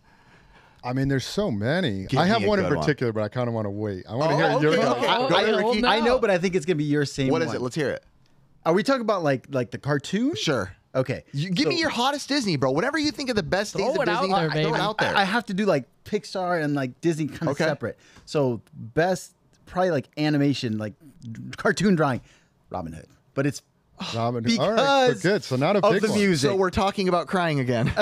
yes, Robin Hood makes me cry. Robin Hood. That was a good one. Robin when Hood when was good. Robin Hood and not Maid one of the Mary- big ones. Not No. like an Aladdin, not a Lion King. Robin Not a Peter Hood, Pan. Maid Marian dancing, love goes on and on. I'm like, it truly does. That's one of my favorite Disney movies of all time. One of my favorite. I'm not going to lock it as my favorite because it's always That was a good back and forth. Yeah. Robin Hood is I have absolutely. two of Let's see, them. that was Let's hear it. cartoon. What's I have yours, two. Curtis? Lady Yeah. and the Tramp, Lady in the Oh. Tramp. and Nice. I also like 101 Dalmatians. are Okay. good. So Yeah. he likes the dog ones. Lady Yeah. and the Tramp was really good. Yeah, yeah. Curtis just likes dogs. No, but yeah, I do. I love dogs. And I had, as a kid, like for the longest time, I had one of those Herpes. 101. Babe, I'm sorry. Curtis, I'm I thought you were gonna sorry. say That was his Wally. dog's name. I had a 101 Dalmatians, like with the dog face on it with the red pillow. Oh, yeah. Man, I had that till I was like 12 or 13. Oh. I was old, man. Hey, 101 Dalmatians was absolutely great. I really Great. liked the Cruella de Vil because she was a enemy, but a relatable enemy, right? She's the annoying, snobby, overly annoying, rich lady next door. Well, she wasn't lady next door in it, but yeah, just like that woman that we've all kind of came across that has that look of spider fingers and almost like ooh, the kind of woman you don't want to cross. Yeah. Ricky?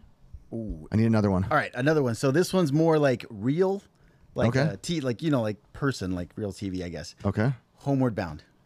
Oh, that was Homeward great. Gets me every time. I'm like, oh, the dog's not gonna make it in the end. That movie probably made me cry. That made me was a cry, good one. dude. That one made me cry. That I was forget that was a Disney movie. That was rough. That was That was awesome. So my biggest, the ones that I go back with all the time are Lion King and Aladdin. Those are the good. two big Those are ones. really Those good. are my two that like I really bounce between them. And it almost depends when you ask me. I think The Lion King holds more nostalgic value because it's one of the first movies that I really remember watching with just me and my dad in the theaters. Like just me and him. Everybody else in the family was gone for something. I think a family member passed away or something. So it was just me and him.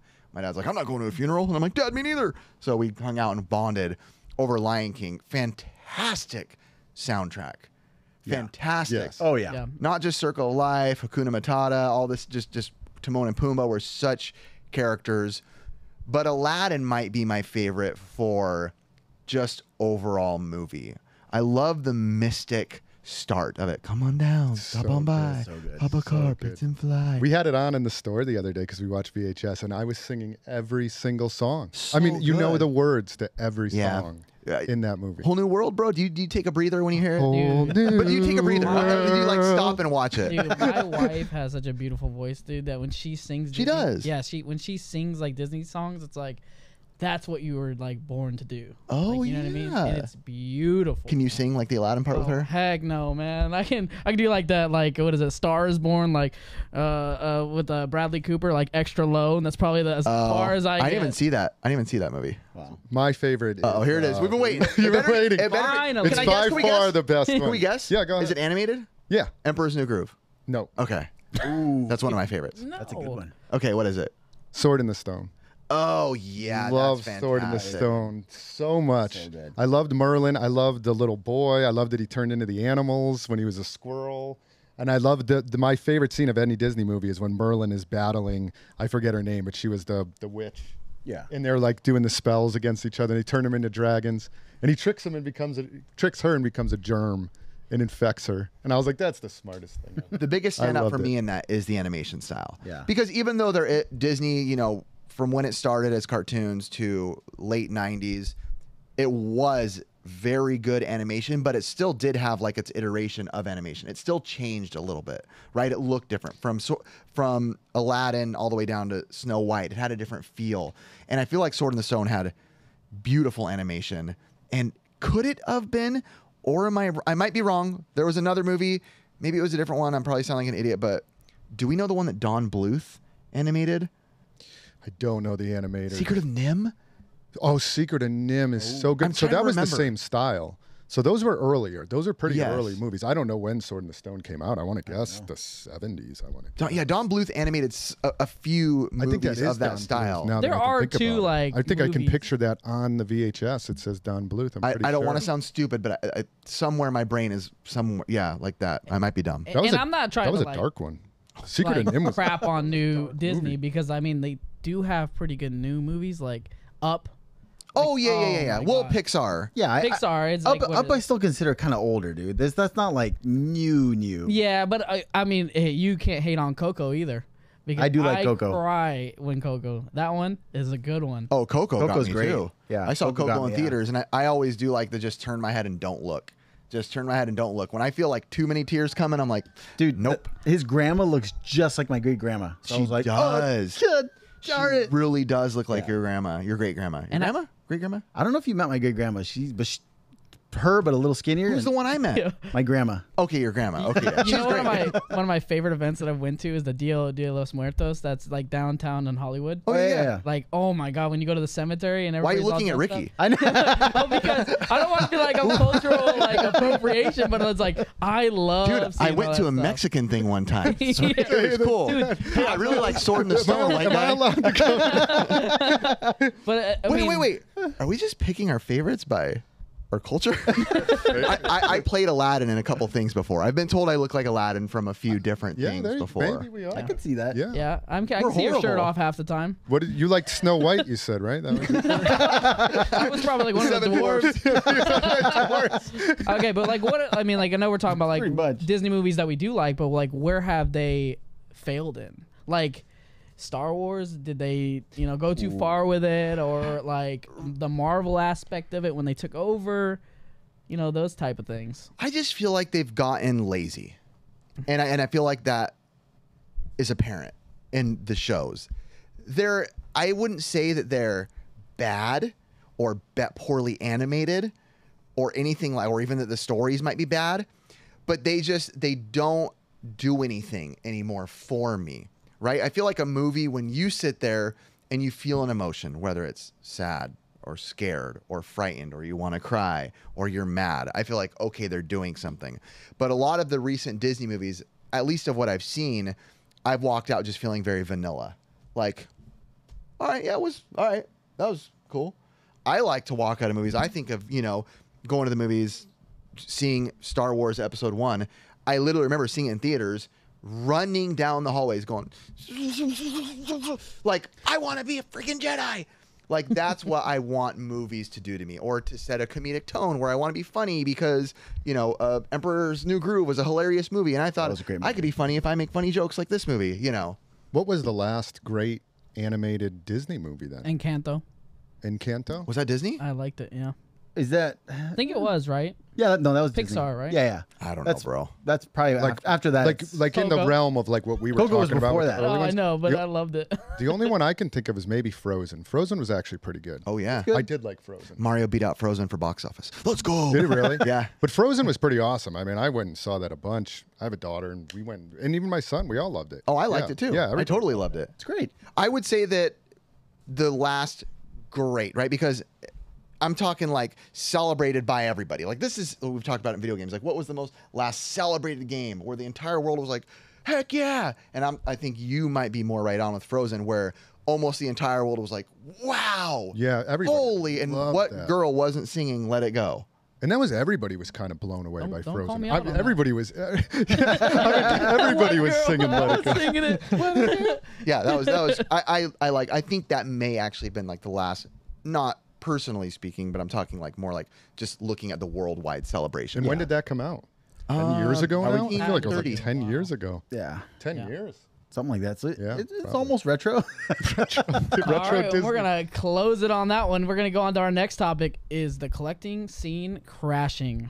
Oh, so Christopher kind of brought this one up to us because we've talked about, collecting highs and lows. Where was your brain going with the idea of is collecting crashing? Anything you're seeing? Yeah. I mean, in the last 12 years, there's definitely been some highs and lows. Okay. Ups and downs. The collectibles market certainly peaks and valleys. Coming out of COVID, or the pandemic, as we were talking earlier, I mean, there was definitely a huge rush of collectibles, of games and comics and vintage shirts and everything. So, it's been a couple years now. I've noticed just through my stores, which is always a pretty good sign of like when there's a slowdown. Yeah, you have a good gauge running a store. Very good gauge, because I see it first because people trade stuff in, so I'll know when more things are coming in. Yes. And I'll know when there's not as much interest. So I feel like I have a good pulse on it, as any game store owner would. Things have definitely been slow the last just few-ish months. Really? As far as games. Yeah, it has really slowed down. I've What's noticed slowed down the most? just everything. Foot traffic, people coming in. Uh-oh. I don't know. Sometimes, a lot of times it could be macroeconomic stuff, which I won't touch on all the stuff going in the world, but there's a sense of like just slowing down for everything. Maybe not just collectibles, but that affects it as well. There were certain categories maybe within the collectibles market, like vintage T-shirts. I mean, out of control During COVID. No, like out of COVID, Yeah. everybody was selling T-shirts. I mean, that market is so far down. There's shirts that were selling for $1,000, selling for $200 now. Like way down. Ricky, good thing you sold him the Virgil Boy short. Yes. It was hot. Like, yeah, that one's down. Even maybe you still gave me a good deal on it. Aw. Yeah, But that was a solid like $1,500. yeah, shirt for a long time. Now it's like 12. And maybe, I've 1,000? seen it under Then 1,000. I'll buy that shirt off you right now for $20, bro. $20. It's Going down, baby. So I have started to see that, Okay. yeah. And where it will go in the next year, or, you don't know. It could just be a never little know. blip. Yeah. I don't know if you guys have had any sense of that. Have you started Well, some of the to things feel that? I've been more looking at my brain being the glass half full guy all the time, glass half full. I'm more of always looking at like what the heights are. And I noticed for me, you've kind of kept an eye on it. It was like, what was that Nintendo Power Issue that recently, issue 1, sold for 100K. Oh gosh, that's a No. heritage. It sold for 100,000. 100. And there was one. It was only one. It was a CGC 9.8. And there's But it's a heritage auction, so you never know. Yep. And then there was also the 9.4 that sold for 40. And then there's That's one what, that's 40K? at, It and there ended was at one on 40 eBay grand. that was just, I don't know what it's at right now, but it was at 30 plus K on eBay for a 9.4 Current bid? current bid. Yeah. We got to go find some more. Nintendo You just bought a Power. Nintendo Power issue 1 for $150. Oh yeah, I got it for a deal. Thank you. But like, I mean, I know Chris has a he wants to do one. He has a pretty good conditioned one. I do. But I don't know what it'll grade at. I mean, within like collecting, what I've always found is like the really expensive stuff, whether it's like Clay Fighters or Little Samson or maybe Nintendo Power that we're talking about. Those always tend to hold their value, but really like kind of everything underneath some of that high end stuff, Yeah. that's where you really might see like a big drop. And what's causing it? I don't think that it's maybe like a lack of interest in gaming. I mean, is it anything to do with like inflation or Yeah, I think price? it is. I think it might just be a lot of people squeezed on money. They might not have as much, maybe inflation. Yeah. Unemployment is still good. People aren't out of work. I don't think it's a loss of interest. I think it's just kind of macroeconomics, like people hanging on to cash right now. Like maybe I should slow down on I mean, spending. I have Myself included. I've kind of been like, maybe I need to hold back on spending so much on stuff. Dang it, Ricky. Just kind of I've been spending more. but I mean, I have seen like the Nintendo market actually increase because even like the lower end magazines, since that magazine did sell for what it did, all of them shot up now. You know what I mean? Even like small increases on like, it's like if it has the insert, then it increases it more. The condition, it increases it even that much more. It's just like you see these small growths in certain aspects, but I've seen a lot in the paper side of it. Got it. Like people have been wanting to keep paper. And I know Curtis is trying to hype the market for paper right now because he has so much paper. He's like, Hey. please, market, don't go down. I'm telling you right Please. now, I'm gonna hold on to my paper for a while. just Are you? because, hey, Speculator. man, You're yeah, a speculator. 100%. Wow. Nice. And it's easy to Speculating. store. I'm scared of speculating on paper. Curtis has done well with it. I'm surprised. I didn't know anything about the paper market. And after what you guys did, which was paper, and Curtis has been teaching me about that, like that's a good market. You got to keep paper nice. I think we're in a whole different ball game when you're talking paper versus plastic, right? NES carts, you can throw them in the basement for 40 years, spit on them once a week, and they'll be fine.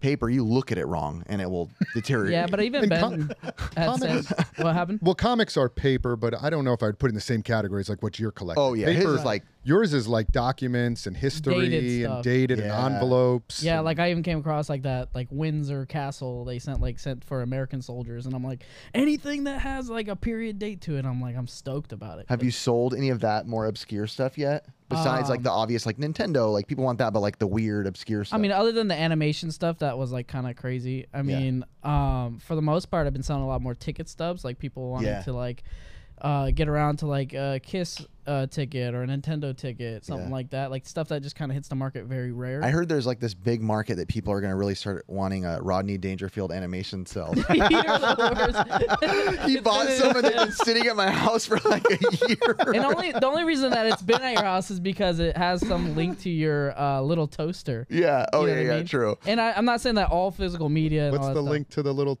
Brave Little Toaster. the Brave Little Toaster. Yeah. Yeah, like there's a signature movie. from the guy's. That's Disney? I was kidding. Well, that might be the best Disney movie. He's a co-founder of Hyperion, and he did producing on the Little Toaster and some other stuff. But this guy, this guy, he bought a bunch of Rodney Dangerfield, like some show he did with like a dog, and it's all animation stuff a long time ago. I mean, that might Blue's be... Clues.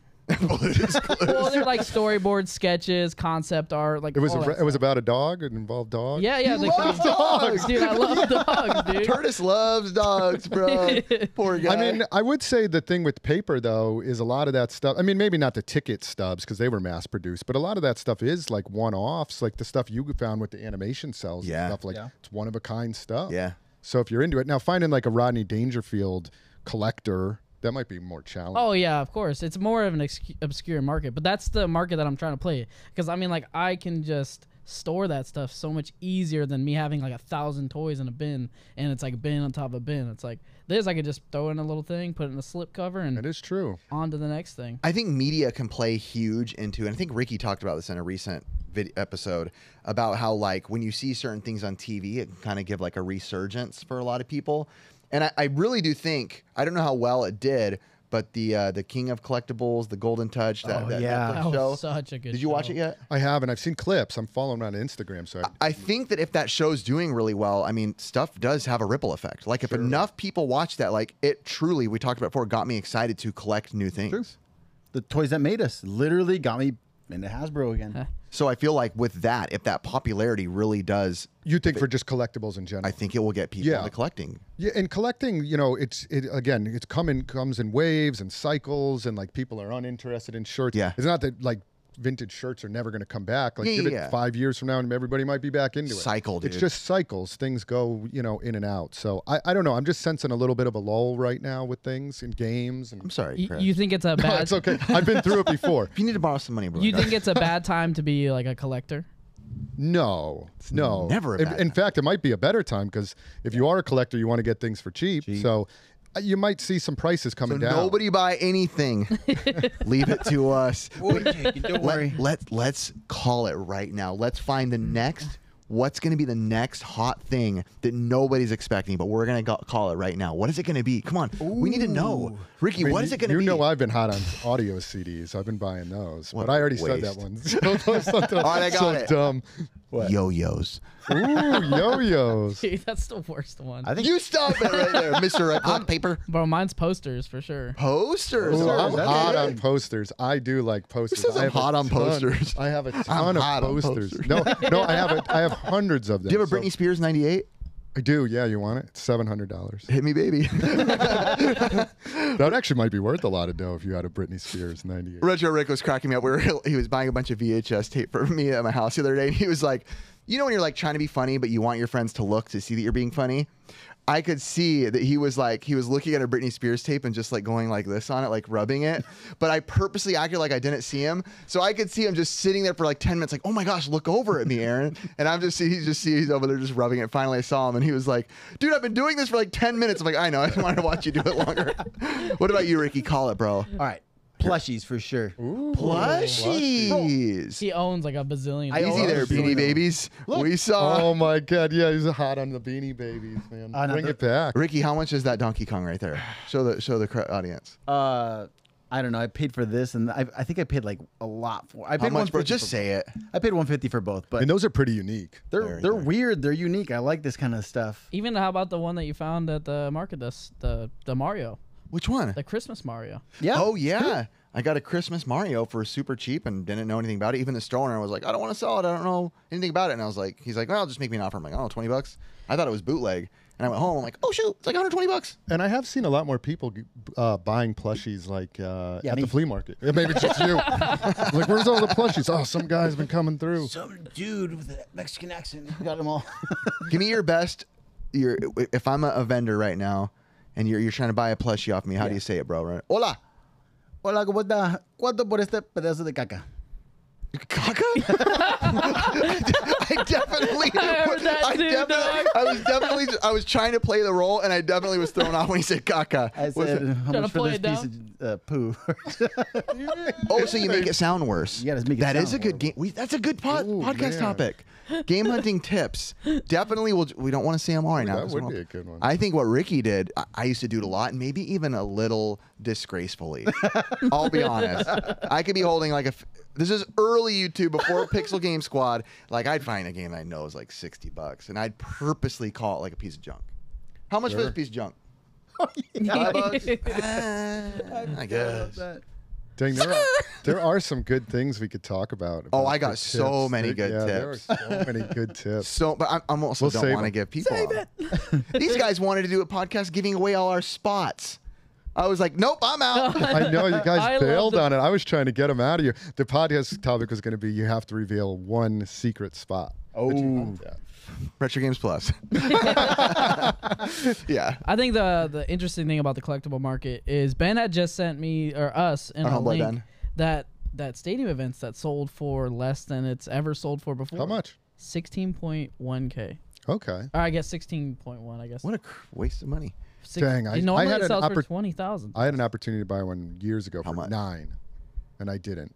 Because at the time, whenever, you're always like, if somebody came to you and was like, hey, you want to buy this for 16? Yeah. I'd be like, dang, that's a lot of dough. 9 was a lot of dough 10 years ago. We said no to Samson for 70. $70? Yeah. $70. Our buddy, name's Mike. Yeah. One of our buddies who is a regular on the show, he's like $70. He like gave us all the time in the world to think about it too. And we were both like, I was watching your video with you guys and Retro Rick. That was a great video. Yeah, that was awesome. What you guys passed on the Blue Ice Nintendo 64. filmed I was right like- here at the Christian Podcast Studio in Costa Mesa, California. That was hurtful I was to like, watch, oh my man. gosh, I You're can't like, believe I you don't guys like just. this. We don't go see Retro Rick's channel to watch it. We don't need to talk. I don't need to relive my Don't misery. relive it, but I just had to. Yeah. Now with your store, like, do you like constantly look at the market to be able to reprice things? Always, Brutal. yes. And always keeping a just pulse on the market. Yeah. Like where are we going? What's the deal? What's the deal with pricing? If we're overpriced, we need to underprice. If we're underpriced, we need to overprice. We always just try to match the Start market. pushing up those yo-yos, bro, for me. Yo-yos are Let's in, create the dude. yo-yo market. Let's just create it. You know what I actually like? Have you ever played with those kendamas? What'd you Like say? it's like it's like a cup and a ball, and you just doop, doop. You don't know what that is? I do, but I'm just trying to say Oh it. my god, I looked at it with a blank stare I'm too. glad that like, all of what? us were playing the same game. Just stare bro! at You him. probably weren't even good with a yo-yo. Get out of here. I I was didn't knew the horrible. name. I didn't even know the name of it. Really? Yeah. Yeah. No, I really liked it because it's like kind of calming, but they're actually pretty expensive. Like some brands. Whatever. What? I Curtis. picked up an X Games one, bro. I thought I was like flexing. I was like, oh yeah, baby, X Games. Next thing to collect. What are those? Kamayamas.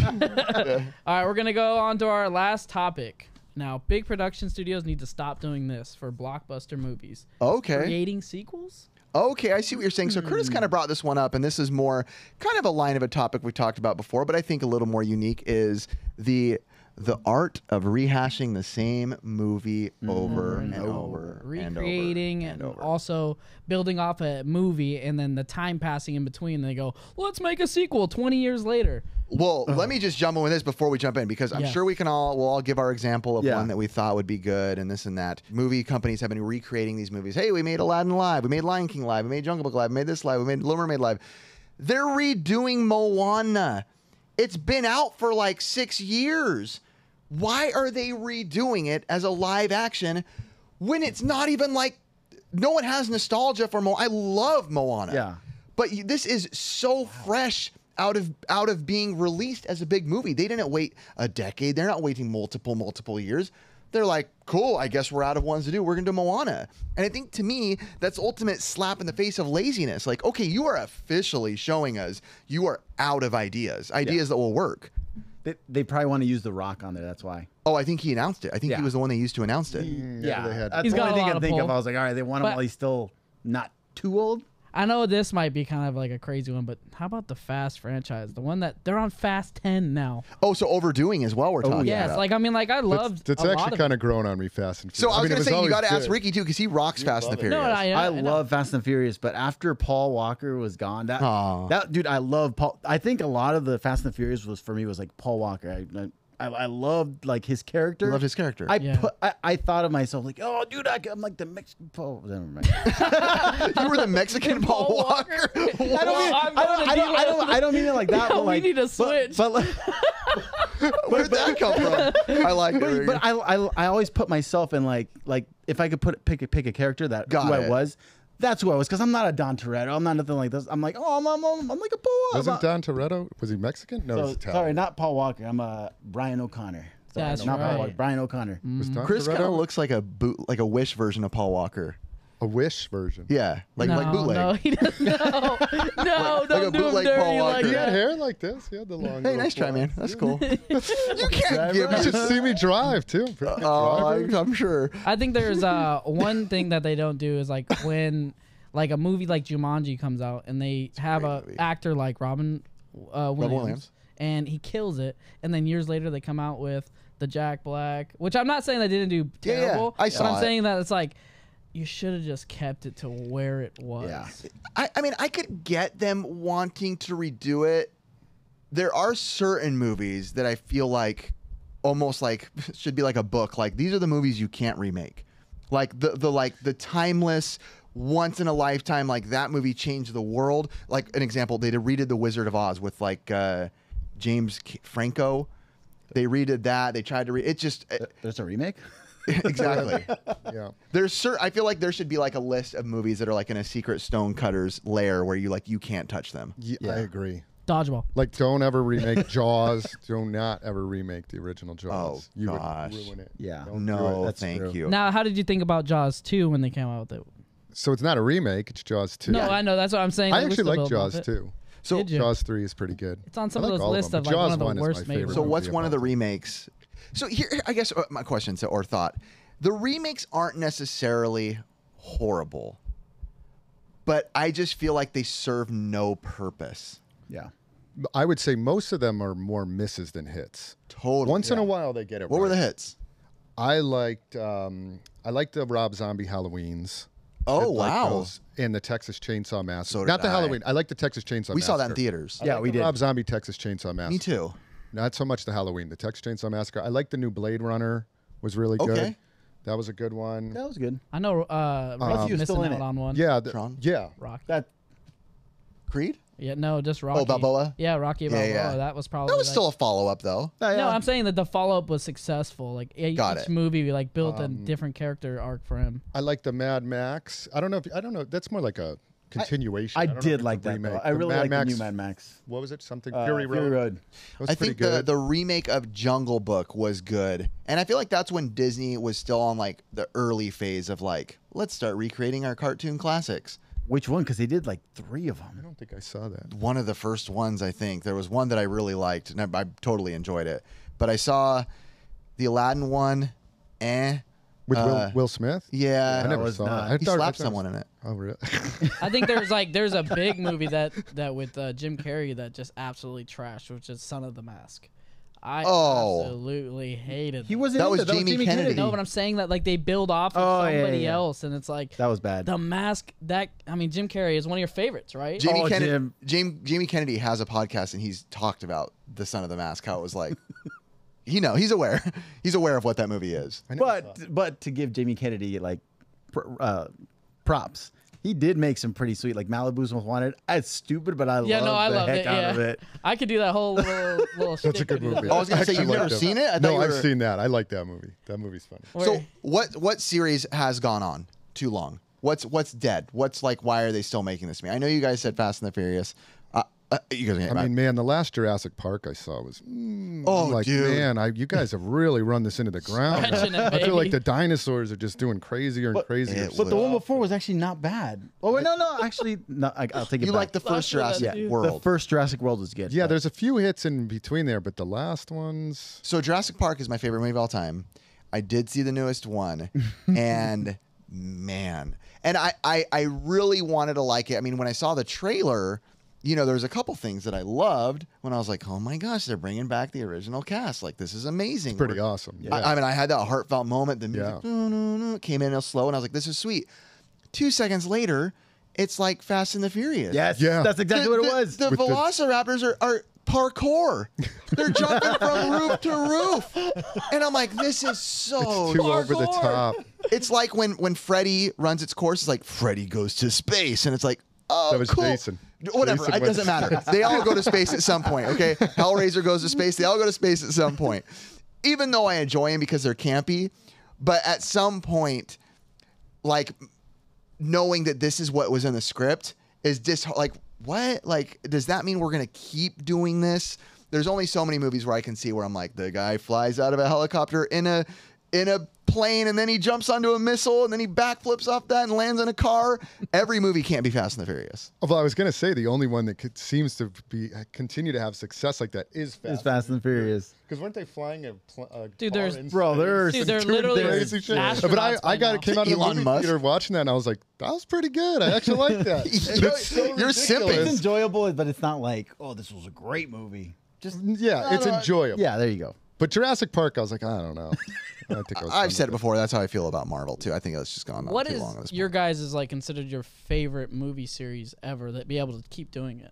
Keep doing. So I said Lord of the Rings is my favorite trilogy, but you're talking favorite movies to keep going. Yes. I'm gonna go with what I watch always, and that's gonna be anything in the horror genre. And the reason I say that is because yes, there are the ones that are like, whoa, that was not a regular horror movie. That hit me emotionally. That hit me, dramatically. This hit me in all different ways. But for the most part, and I know you're with me, you like a lot of the campy horror, the B, the slash, the kind of cheesy. I can always enjoy those. I mean, if they make, Killer Clowns goes to space in a helicopter, I'm going to watch it. Killer Clowns go underwater, I'm going to watch it. Those kind of things I can watch because I'm not necessarily... You're not there for the plot. I'm not there for the plot because I feel like if I am there for the plot, I'm scared for them to keep making them, right? If I really am in there for the plot, I don't want them to make 15,000 Godfathers. So what is your feelings on Scream? The newest one was pretty good. Mm-hmm. The newest one was pretty good. I did like that. It wasn't a perfect movie, but I definitely enjoyed it. Horror movies that are still going do push it for me. I know a lot of the Halloweens are still going. A lot of them are still going. Saws are still going. I know Chris Rock was in it. Right? Yes. Oh, I didn't see yes. that. The guy who took the slap. All right, Ricky, what about you? I don't know if I necessarily want them to keep making movies because, like, some of my favorite movies, like let's say Pacific Rim, for example, I love the first It one. was Yeah. so good. I loved it, but the second one, I was like, dude, you guys had it so good. Why'd you? That's what I was Without- saying. Like when big production studios they Yeah. overdo it on their second one. Like if they made another Step Brothers, I would literally just shun it. Well, it's like what happened with Dumb and Dumber. True. Yes. They made a part 2 that wasn't Jim Carrey, and it just didn't. Well, oh my gosh, I just forgot the other guy's name. Now I feel horrible. I love him as an actor. What? Jeff Daniels. Yo, I blanked too, man. He's not even Lloyd. He's Harry. Harry and Lloyd. Lloyd Christmas.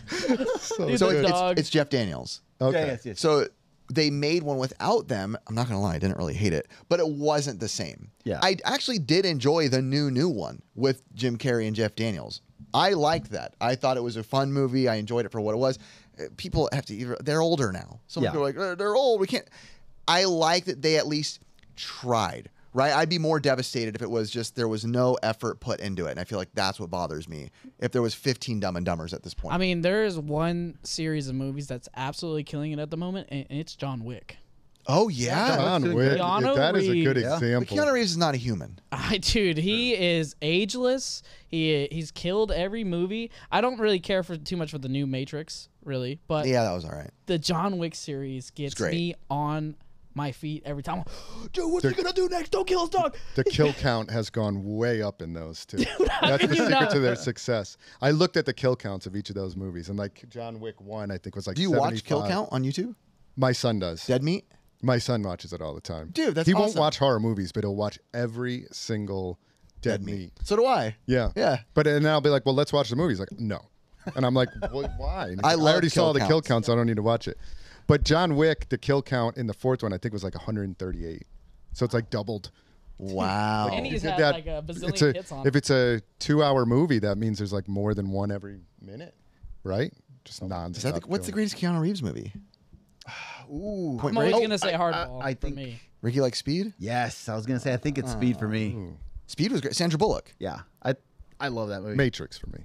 Matrix. Matrix is great. Love Matrix is Matrix. great. First Matrix? Yes. You know what? I loved The Matrix, but I don't think I loved it as much as most people. But I did like it a lot. I just didn't hold on to it as man, long I as most loved it. people did. I loved it. I still think we're in a simulation. So Do you I think really? we're in the yeah. We're in the, Whoa, I like it. yep. The little green things coming down. Whoa. The ones in Wow. He's like, You need to come to my church on Sunday, man. You're about created you? with a purpose, Chris. How about you, Riff? To which one? To your favorite Keanu Reeves movie? Favorite Keanu Reeves? I would probably go with Speed. Yeah. Or maybe Point Break. Point Break is great. Ooh, Point Break. I like I Point can't Break. believe That's a I good watched one. that as a kid. Mine will always be hardball, just because he's Yeah. I have to great go watch coach. this movie It's now. great. I've never It's seen great. Hardball. So this is maybe off topic, but we're in the realm of movies. So what actor do you think held your most favorite movies? So for comedy, Got like it. I can answer out of the back, yeah, Jim I know. Carrey. Jim Carrey. He the Ace Ventura. Leonardo. Arnold Schwarzenegger. I watched last night. I watched Last Action Hero. Yeah, I'm not that. I know a lot of people love that movie. I'm a huge Predator and Terminator fan. You are a Predator. Predator, I could watch 1,000 times. I got Never 3. get tired of that movie. I actually really like Kindergarten Cop and Twins. I don't know why. I Yeah. love Twins. Jingle all the way, bro. Oh, in Conan. Yeah, Jingle All Put the the Way. cookie down. I got 3 on my Mount Rushmore. Okay. I know there's 4, but Go for it. Tom Hanks is one. Okay. And then you got Leonardo DiCaprio. Okay. And Matthew McConaughey. You would say that. after the I know rom-com. you- After the rom-com. Dude, I'm telling you, if you watch Interstellar, you're gonna in Dallas Interstellar? Buyers Club, you're gonna love it. Yeah, bro. Telling I'm you. good. I'm a guy. Just kidding. Like all guys. No, I'm just kidding. I'm gonna say for me, some of my favorite movies of all time were all Mel Gibson movies. Yes. Yeah, Mel That's a Gibson, good call. Braveheart, Mad Max, Good. Mad Max. Patriot, Ransom, Braveheart, The Lethal Weapons. Hey, even I know he wasn't in it, but directing Passion of the Christ, bro. As a guy who grew up at a Christian school, seeing that in a movie theater with all my church, my goodness, Dude, it was he like plays- it sounded like an actual like weeping city in there. And he plays a good Too in bad he Daddy's kind of turned out to be kind of a piece of But garbage let's be later. real. This is the thing. What I always tell people when they say that. Most celebrities are more than pieces of garbage. But he wears Dare I it. say He most wears it. celebrities Yeah, are he- sick freaks. They hide it. He Hollywood just it out open. Hollywood is literally the last place Yes. on earth I'd want anyone in my family to end up. Yeah. No. On earth. Celebrities are some of the Isn't it only 30? It's 30 minutes away, isn't it? I Depends what traffic time and all that. yeah, Retro Rick came here and we took him to LA and he literally said it was one of his worst experiences of an entire life going to LA. Hollywood itself nowadays is pretty run down. The city of Hollywood, More not the run people down. necessarily. Down- But Yeah. when you go to Hollywood, man, I would imagine back in the days it was a pretty beautiful, like Oh, dude. starstruck kind of Yeah. place. But man, it is like It's bad. pretty I bad work up there. with the city, and I won't give away stuff, but let's just say, like, statistically and everything, yeah, it's like literally a crap hole right Yeah. now. Sadly. yeah, But- it is sad. Because, like you said, it used to be like the dream. You know, you see all the movies and, heading to Hollywood, and the mom's got the little bonnet in her hair and the sunglasses, driving a convertible. Woo, Hollywood. Yeah, to the Chinese theater, which Yeah. they still do premieres at. I've been there for those. Didn't you guys do your premiere? I had a premiere at the Chinese Yeah. Theater when I did a documentary on the history of the Happy Meal. And we're gonna close it out on that bad boy. And I just want to say, all the podcasts are linked in the description. And I think we're on Retro X next, and then this one after Yeah, the follow. thank you guys that have been listening, Thank you. watching. It's been Yeah. doing so much better than I expected out of the initial gate. I'm going to be 100% honest. I was like, man, maybe like 3,000 people will watch here and there, which can be great. I know, and we would appreciate if it was, but just it's been awesome. The Spotify downloads, it's been hanging out, and it's been awesome. It's all the platforms: Spotify, Apple, Google Podcasts. I mean, it's across all those platforms. We're just getting absolute great support. Thank you. Thank you for leaving reviews. And remember, the Game Gear sucks. Yeah. All right.